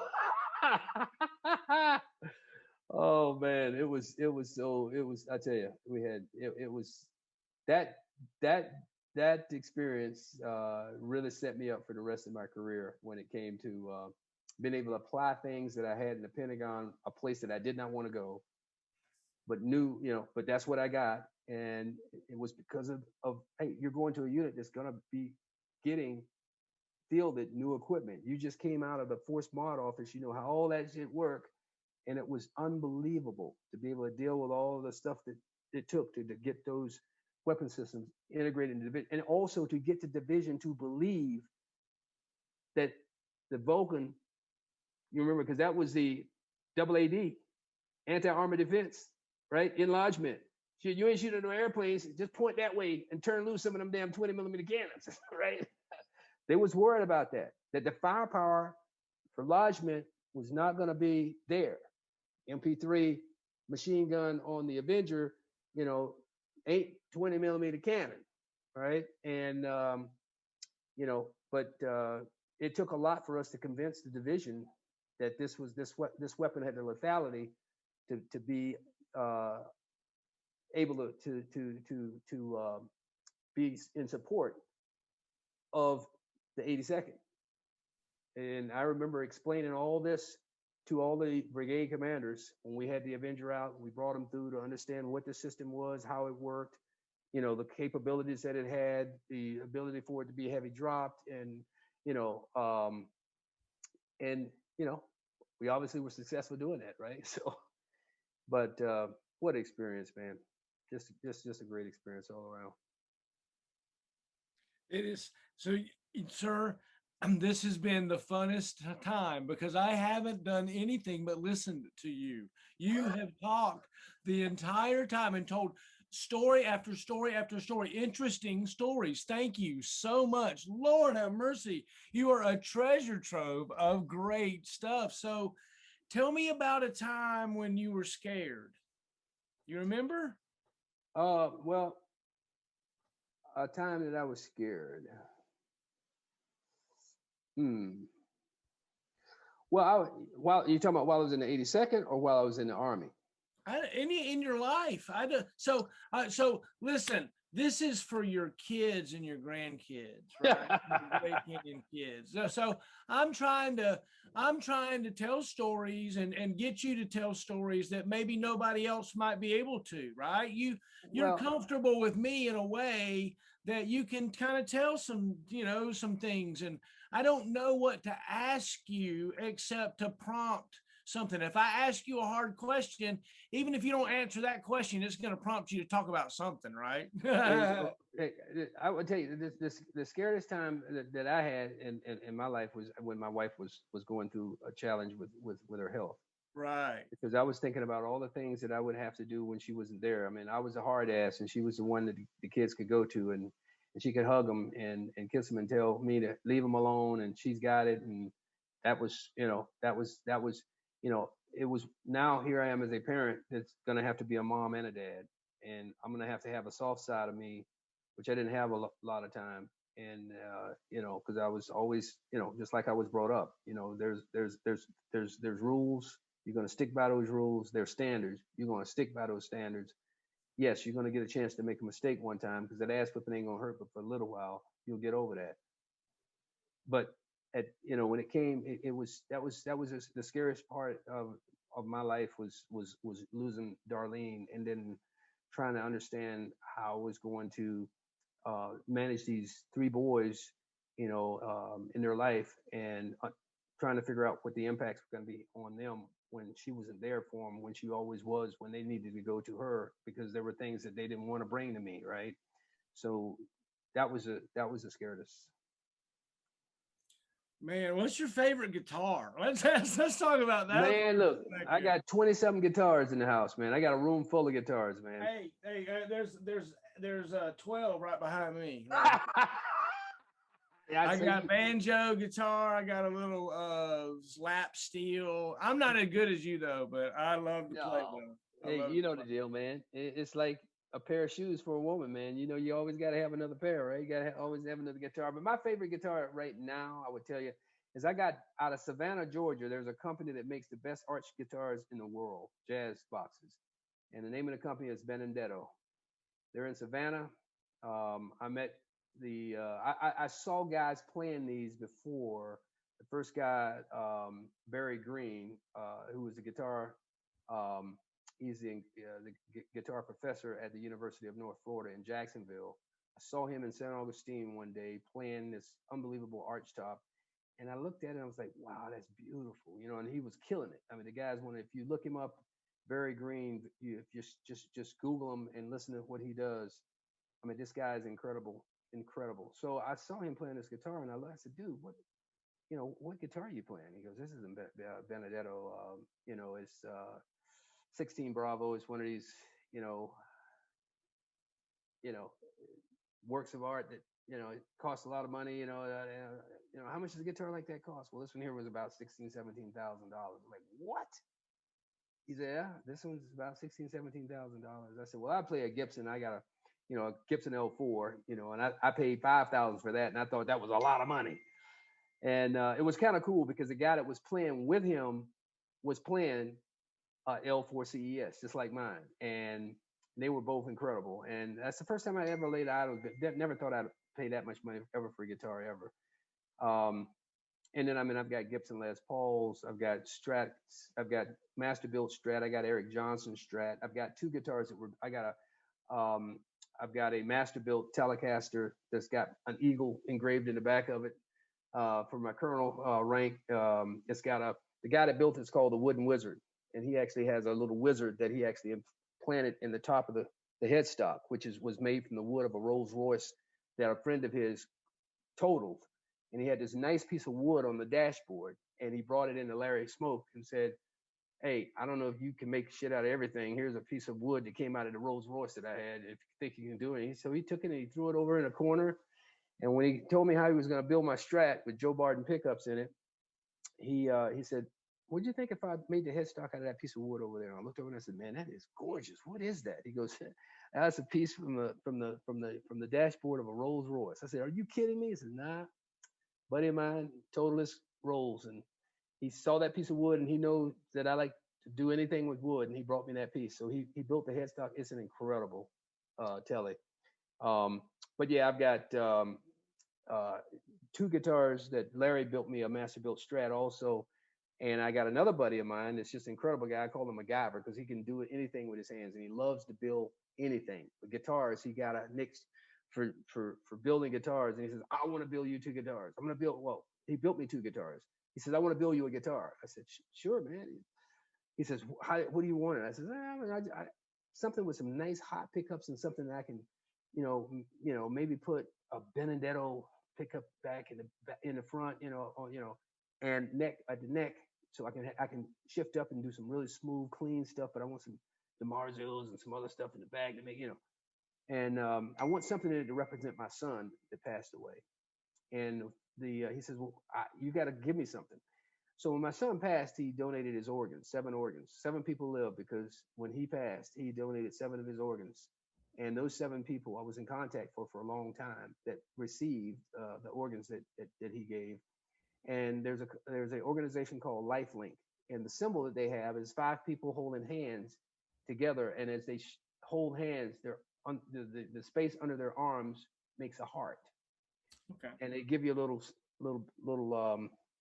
pin to wear, that represents the organization, and I always wear that on the lapel of my suits when I go out. And I said, could you take this pin and make something like this? And he says, sure. So, I mean, he can do anything. So he makes that and he embeds it into the headstock of the guitar. Beautiful. And then about 5 or 6, my 60th birthday, about 4 years ago, he surprised me again and he built me another guitar that is unlike anything I ever saw in my life. It's incredible. But so I've got some stuff that I bought. And then I got the Benedettos. I started first with the one that looks like the 335, and they stopped making the GA35 because Gibson said, I don't want anybody copying that style unless you give me some money. And they decided to stop making. So I bought the last GA35. It's a beautiful guitar. It's, semi hollow body, incredible, electronics, and smooth. I can play anything from jazz, blues to metal with it if I want to. And it was the cheapest Benedetto they had. Also, it was $6,500. And then I finally decided after seeing this Antique Verse Bravo Deluxe Benedetto, which is the thicker hollow body, not as thick as my L4, but bigger body, hollow body, and it was $7,500. I bought that one at a good steal because it's normally 11.5 from the buddy at Howard Paul. He is the CEO. He's CEO of Benedetto, and I met him at the show and went over and looked at his display and played his guitars, and he finally sent me this one that I just couldn't refuse. So I bit the bullet and bought that one a year ago from today.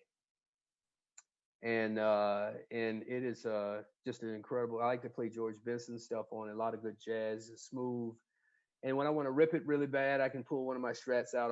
I got a custom Axis Les Paul that's got the Floyd Rose on it, and it is just an incredible piece of work by Gibson. But Gibson's going through a lot of issues right now. I'm glad I got that. When I used to have a custom Les Paul white custom, and I gave that to a kid that's a great guitar player today, and he's in music right now in California. He's one of my West Point classmates' sons who I taught how to play guitar when he was 11 years old. And about 4 years later, his dad called me and said, Danny's about to graduate from high school and he's taking up guitar and he's really good. And he's gone through all the books and stuff that you gave him, and you really ought to listen to him. So they came down on a trip with a school from up in New York, because at that time he was a professor of Soch at West Point.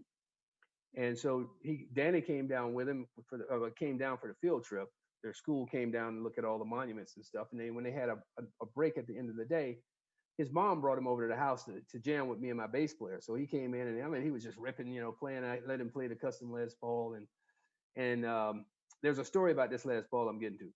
So what happened is we're there jamming for about 2.5 hours, almost 3 hours worth jamming. And Danny's having a blast because he's showing me all the stuff that he's learned. And he's John Mayer's guitar instructors who he went to for lessons and stuff. And I mean, the kid is phenomenal. And so his mom comes to pick him up and says, Danny, it's time to go. We got to get you back because you guys got to get packed up to go back tomorrow morning. So, he was all sulky and down, it's like, Mom, do I really have to go? So he's packing up to go out. And as he's going out the door, he says, Colonel Williams, I really appreciate you coming and just let me come over and play with guitars. And this guitar is such a nice guitar. I've never played anything like it, And I said, man, I said, okay. So he turned to walk away.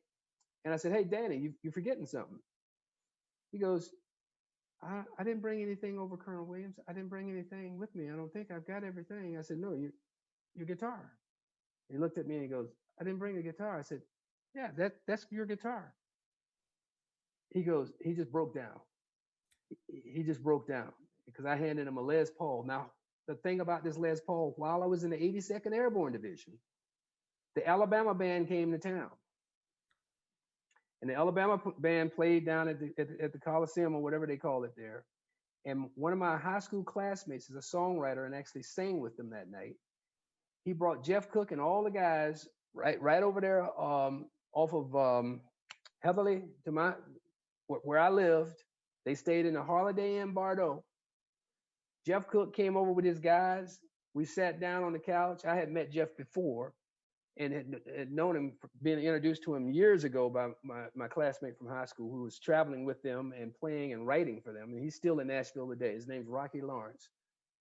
And when the folks at Division in our office, I told them I was going to meet Jeff Cook. Nobody believed that Jeff Cook was well, that night they got to play it at the Coliseum, and I was backstage handing Jeff Cook his guitars. And they played for the 82nd. The 82nd filled that place up. That place rocked. And but it was one of the greatest experiences that I had. So Jeff came over to my house, like I said, and we were sitting there and we are just kind of playing a little bit of guitar stuff. And he's just phenomenal. It doesn't matter if it's a fiddle, no matter if it's a banjo, he can play anything with strings on it. Incredible. And so I had my Les Paul Custom that I gave Danny, and I'm playing that, and he's like, dude. He says, he was playing Godin guitars. You heard of Godin, right? Godin. And he was like, you got to play the Godin. He says, look at this two-tech. This is a two-tech bridge. I can adjust my strings individually. I can get everything just like I want it. And I'm like, yeah. He goes, you ought to take that Les Paul and let me take it back and put you one in it. I said, Jeff, it ain't no way in hell. I want to let you take my Les Paul and cut it. He said, dude, if you don't like it, I'll send you another one. I put it in the case, gave it to him. He walked out with it. They played that night. They came back and went to the truck right before they left. I came back 2 weeks later. We were on a jump. Came back late in the evening back to the house. I get driving to 1612 Heatherly Drive, and I get to the drive up to the driveway. And as I'm going to the front door, I see a big old box, and I'm like, oh, what if my wife then went and bought? And I got closer to the box, and there's these red stickers on them, and they said Alabama, and I was like, damn, he's already said, that's my guitar. So I grab this box, get in the house, I rip it open, and he's put the two-tech bridge in it, and it was lightning. I mean, it was absolutely incredible. So when I gave Danny this guitar, I told him this story, and I said, dude, I know this is a custom Les Paul. It's a great guitar because it's like a 60, about a 64, 65, and ebony neck, just incredible guitar, right? And I said it's got a two-tech bridge, and I explained to him about what this bridge was and stuff like that. And I said you got to make sure you take care of this guitar. This is. But Danny took that guitar, and on his first album, he used it and he played it on his video, and he still plays it, and he still has it, and that's again that guitar got a touch from the 82nd because it was touched by Jeff Cook of the Alabama band. The guy was incredible. Jeff is having a tough time in life today, so keep him in prayer. He's got Alzheimer's and all kinds of stuff. He is in really sad shape right now. He can't. When they do try to get together and play, he can't do much of anything right now. So. He was a good buddy, good friend, and I got to know him when I was at West Point actually, and Rocky went off to do all these things and ended up being getting in the Alabama band, and I came home one Christmas, and I always how your friends want to see you if you're off and you come back home, hey Thomas, you got to come over, man. So I went to the house and I just sitting in the living room with my parents and stuff, and the phone rang, and my picked up the phone, the old dial phones. Says, yeah, Williams residence. This is Miss Williams speaking. Says, Miss Williams, this is Rocky Lawrence. Says, Thomas is home. I heard Thomas is back. She said, yeah, here he is, right here, Tom. Rocky's on the phone. So I went over to Rocky. He said, Thomas, I need you to come over to the house right now. And he lived in San Augustine. I live in East Palaca, which is about 25 minutes from San Augustine on 203, and I live right on the St. Johns River. So it's, a little 35, 40-minute drive the way we drive back then, right? So I said, all right, man, I'm packing my stuff. He says, hey, when you come, bring it. You got your guitar? I said, yeah, I always got a guitar here. He says, bring it with you. He says, I got some white boys over here. They think they can play. I said, okay, yeah. I said, what kind of music they play? He said, they say they can play anything. I said, okay. I bring mine over there. So I put my guitar in the car and drove over to Rocky's house.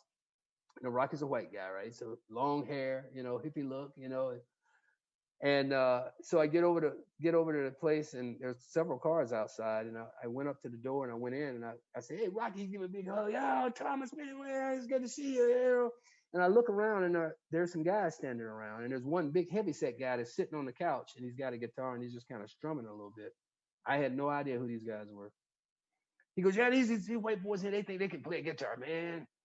He said, "Show them what you can do." I said, "Well, okay." So we sat down and plugged in a little guitar into his amp, and he had a little it wasn't a twin, it was a Fender, but it was a Fender amp. And so I plugged into it while he was playing. He says, "What do you do?" I said, "Let's do some blues." He says, "All right." So he said, I'll go ahead and start. I'll play some blues for you. What key you want?" I said, "I don't care. Let's go 8. Put it in 8." So he started playing some blues, and I'm sitting there like I'm killing it, Oh, and I'm getting into it. I said, all right, you go. I didn't want to. I was about to put when I started playing and I saw this good. I was like, damn. I was ready to stop. I was like, oh my god. I looked up at Rocky. I said, wait a minute, who is these guys? And he's laughing his ass off because all he liked to do is he was a trickster, always trying to put you in a situation to make you look like a fool, right? So I'm sitting there with Jeff Cook, who was cooking this guitar, and that was the first time I met Jeff Cook and all the guys in the Alabama band. Incredible. And to this day, Rocky is one of my best friends. He lives in Nashville, and he's got a place down at Flagler Beach, and where he is right now. And he actually introduced me to some really, really unbelievable musicians in Nashville, and actually gave me some experiences up here with people who knew musicians who were congressmen. Just another another branch in my life in music that happened, from just affiliations with kids from high school that I grew up with. It's just incredible. When they came up to Fort Bragg, man, it was like, oh, this is gonna be great. I'm gonna get to, these guys. It was so much fun. It was, but yeah, guitars. I got a lot of them. I got some acoustics. I got a Martin OM42, which is incredible. That's my favorite acoustic that I play. But enough guitars and stuff. Yeah, I love guitars. I play them all the time. But I got to go get surgery on Wednesday, so I'll be, looking at them for a few months. It'll be all right. Yes, sir. Keep me in prayer. I think it's just praying that I don't cry so much when I can't pick up my axe and play it. Oh, well, it's been a blast to catch up with you. We have just looked to him. What time is it? Oh, Wow. man, So we've been talking for an hour and 36 minutes without even stopping. I love it. It is absolutely amazing. Thanks. Hey, look, anybody go to the 82nd, and I mean, I was only there for 3 years. Just thinking of all you guys it's been that were there for almost ever. It's like you could get those guys on, and you probably wouldn't even get to say a thing. Oh man, So many stories y'all got to tell, man. So you were there at such a critical time. You were there when the battalion came of age. You were there when the Stinger missile jump pack came around. Yep. The Vulcans went away. The Avengers showed up, and it really brought the battalion together. We were known in the division for our jump master proficiency because of our Stinger missile jump pack. We as a battalion, black hats. yeah. We as a battalion won everything. We were the bastards of the bastard brigade, right? We were like the total outcasts. Yep. And so we did like the short guy did. We overcompensated, right? And that's cool, right? Yep. There's nobody that can say we didn't hold our own in the 82nd Airborne Division. That's right. That's right.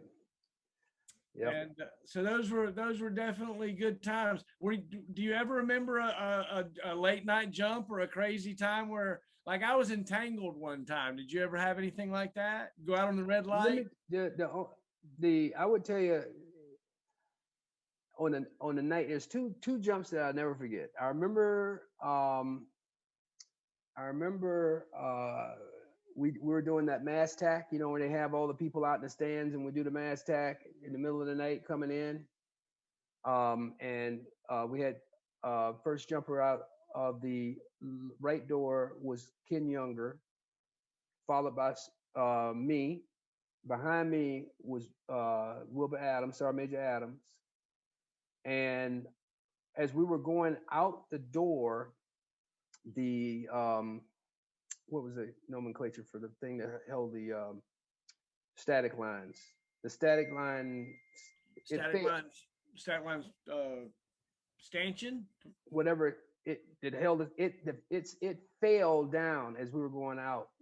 Me and Ken Younger were going out. It came down. Sergeant Major Adams grabbed that thing and whatever, and he held it up so everybody could get out the door. And then he went out at the end. It was incredible. I'll never forget that night jumping in the Sicily drop zone. It was. I used to have the. I never forget. I hadn't thought about it in so long. Tomorrow I'll know exactly what the nomenclature that was that he held up. Oh, it was a static line retriever.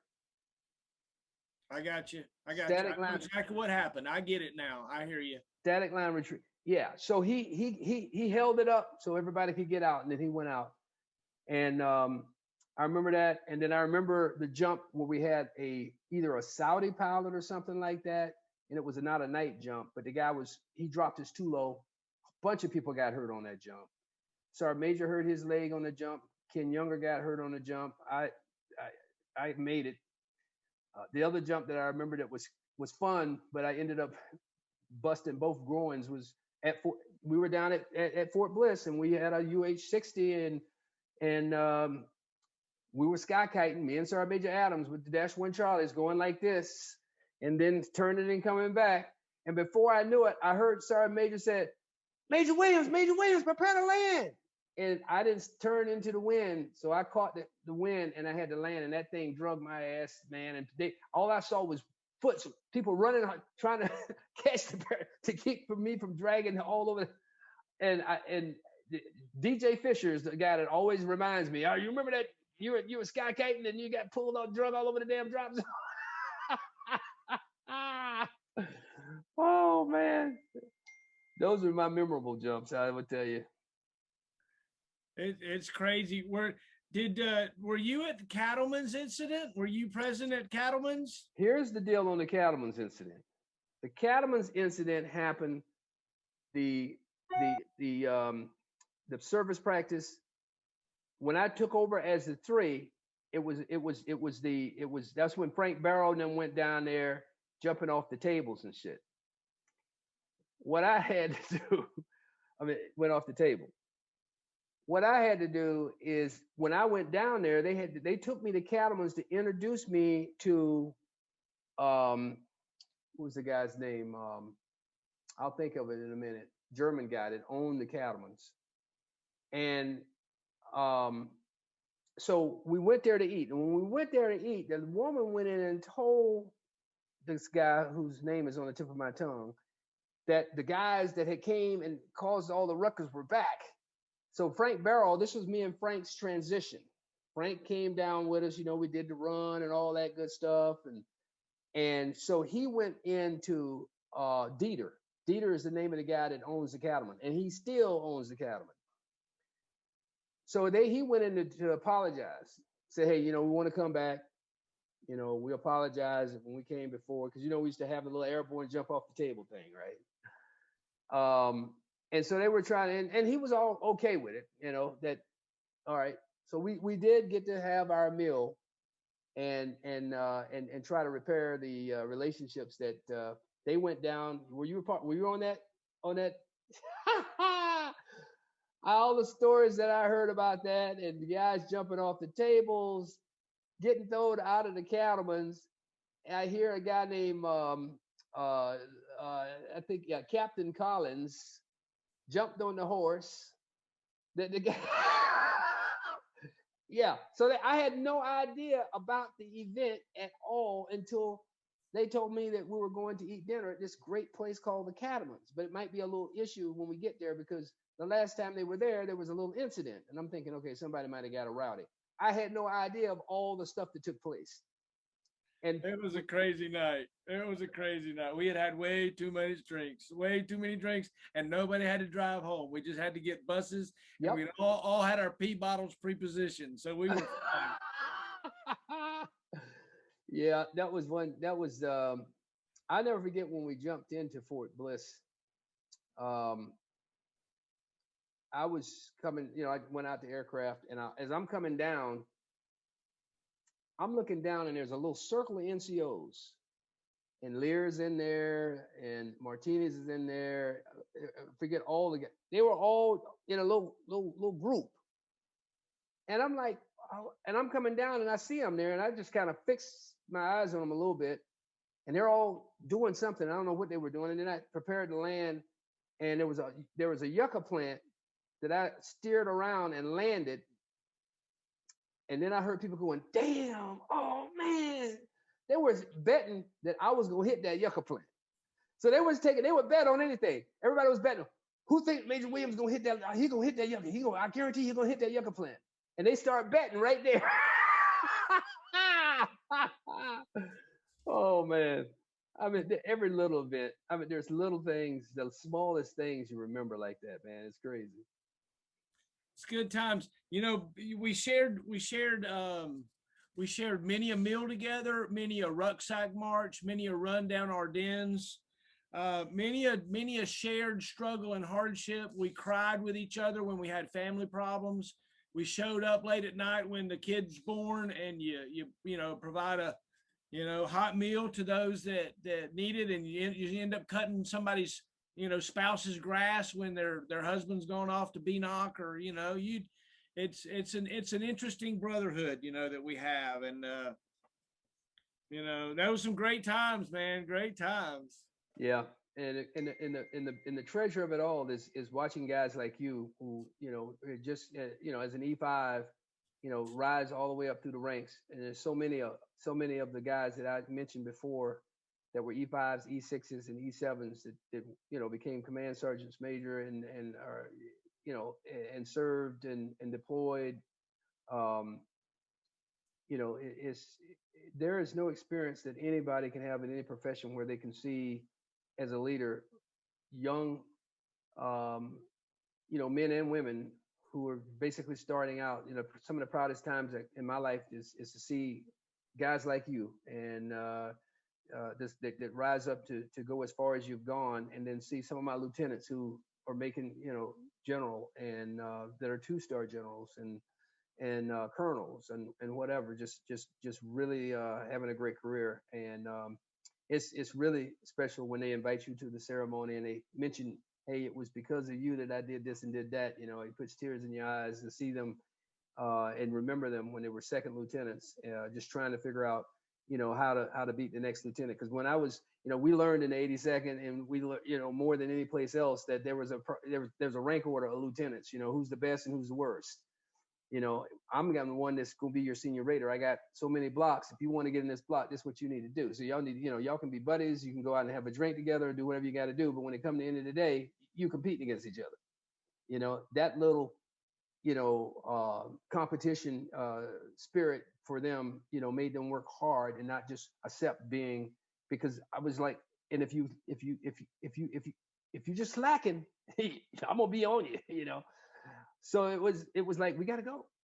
If I can't run as fast as that guy or gal can, I'm gonna be close, or I'm not gonna get totally embarrassed. And where the commander sees that I know that I can't win, and I'm not gonna try my hardest. And yeah, I mean, that's the type of spirit you have in units like the 82nd Airborne Division, and that's why that division is and Corps is the heart of this country's deployment arm. And that's the type of spirit, and those are the type of leaders that you are going to need in any conflict that we have when it's time. And so I can just tell you it's a big part of our life, and it's going to remain a big part of our life, because it has not only affected us as officers and non-commissioned officers and senior officers and senior non-commissioned officers, but it affects all those folks that we led And when you can see those folks move up through it and succeed, then that's a metric for you to realize that you had some degree, some impact for them to be able to get as far as they've gone.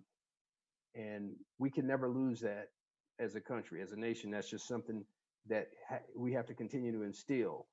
And to this day, sometimes I may say, even at West Point, it going a little soft. We used to, we used to put folks through some tough times when we just to see how we could build some concrete in that character. We're trying to accept the fact that we don't have to do that anymore. We can lead in a different way. And I'm, old style. When I look at something, if it's not broke, then don't tamper with it. Especially when it's coming to life and death, and especially when it's coming to the danger that and the precarious situations and conditions that you're going to actually deploy in. You can't be second thinking about, I don't know why I'm here. You got to execute. When we did things, you look in your eyes, you knew if you had the point, you know what your job was, you're going to get that done. There's no second guessing about, thinking about whether I'm going out that door or not. That's another character builder, is to have a jump refusal, right? And then for that person to overcome the fact that I'm not going to get in the door and stall anymore, because that foot that I got, felt was a lot harder than that land that I had. So those little things like that, those are character builders. And I think in the military services, that needs to stay. We're not out playing tiddlywinks here. We're not playing baseball. We're not shooting jump shots. We're not hitting a golf ball. That helps build a lot of different pieces of character for what you are doing, and that's okay how you do that. But when it comes to building men and women who are going to fight and win this nation's wars, there's a character building process that needs to take place to make them the leaders that are hardened, that have the will to fight and win and not quit. That's just as simple as that. You sound like a ranger, sir. You sound like a ranger over there. That sounds like the 82nd to me. Yeah. I love it. Well, sir, hey, I was wondering if you could do me a favor, and part of the series of what I would love to have you do is salute and report. Maybe, say your rank and your full name and maybe where you're from, reports. Then I would love it if you would like call your unit to attention as a leader. We can get you calling your unit to attention. I don't know what unit you decide what whatever you want, a platoon or battalion or garrison. I don't know. I guess you could say. And then I want you to sign out for me. Kind of do that at your own pace. This was done because I've had some soldiers that have passed away that we haven't gotten a chance to talk to. Falk, Flag, Edwards. It was somebody just recently. I think it was Flag. First Sergeant Falk just passed away very recently. Okay, it's Falk. Okay. Yeah. And so this is my attempt to kind of tell these stories, and it's been an honor to talk to you. Absolutely. Can I get you to kind of do that for me? So you want me to salute and report? Yeah, like maybe First Sergeant Marshal reports hailing from Orlando, Florida, and then drop my salute, something like that. I don't know. Do I do it from my chair? You can do it, or a lot of folks stand up and do it. I would love that. Yeah, if we could get you in frame, that'd be. Look at you wearing the shirt! Yay! Thank you. Yeah, you gotta wear the shirt. Woo! Yeah, there we go. That's great. That's great. Yes, sir. Colonel T.W. Williams, report from East Palatka, Florida. Member of the 82nd Airborne Division, proud to serve. Cool. Oh my God, sir! Hey, yay! And then I call my, when it comes to, calling, first of all, before I even report out, I just like to say all the members of the 82nd Airborne Division, it was a honor, a true honor to be a part of the history of the division, learning the history of the division, becoming a member of the division, becoming a jump master, um, earning the respect of leaders, just like our, just like all the non-commissioned officers that I've had the opportunity to serve with. Um, it's just been an honor to be able to serve with you, and I pray for those that have already passed, because we know that old soldiers never die; they just slip away. And the members are always going to be there for that, and for that I'm forever indebted to the 82nd Airborne Division soldiers, men and women, this worn the patch and serve for this great nation. And at this time, I will call what I would say my battalion to attention and report out. Battalion, attack, ho! First Sergeant, Sergeant Major, non-commissioned officers, take charge of your units. T.W. Williams, out.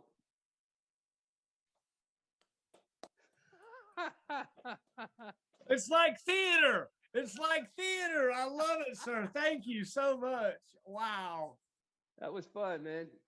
Oh my gosh. Isn't it fun to like call somebody to attention after you haven't done it for a while, right? Oh, Isn't yeah. it really cool? Yeah, it was. And my non-commissioned officers, I didn't do it that way they taught me exactly, but I wasn't prepared for that. But boy, I just used to love to listen to the non-commissioned officers call Jody's and call the units to attention and Right. just be up there and taking charge. And of course, we picked that up at West Point and me and ROTC. But it's the military way. It's something, it's our culture, and it's for us to preserve. And that's what I'm praying that we can do, is we can maintain and preserve that, because that's what's helped us win the wars. It's made us the nation that we are. People always have to have that fear of the American soldier, and we owe it to those soldiers to be able to carry out those duties from all that we've learned and experienced, so that we can build a bridge for them to walk across. And we can't be weak, because if we're weak, then that bridge is not going to be able to withstand the weight.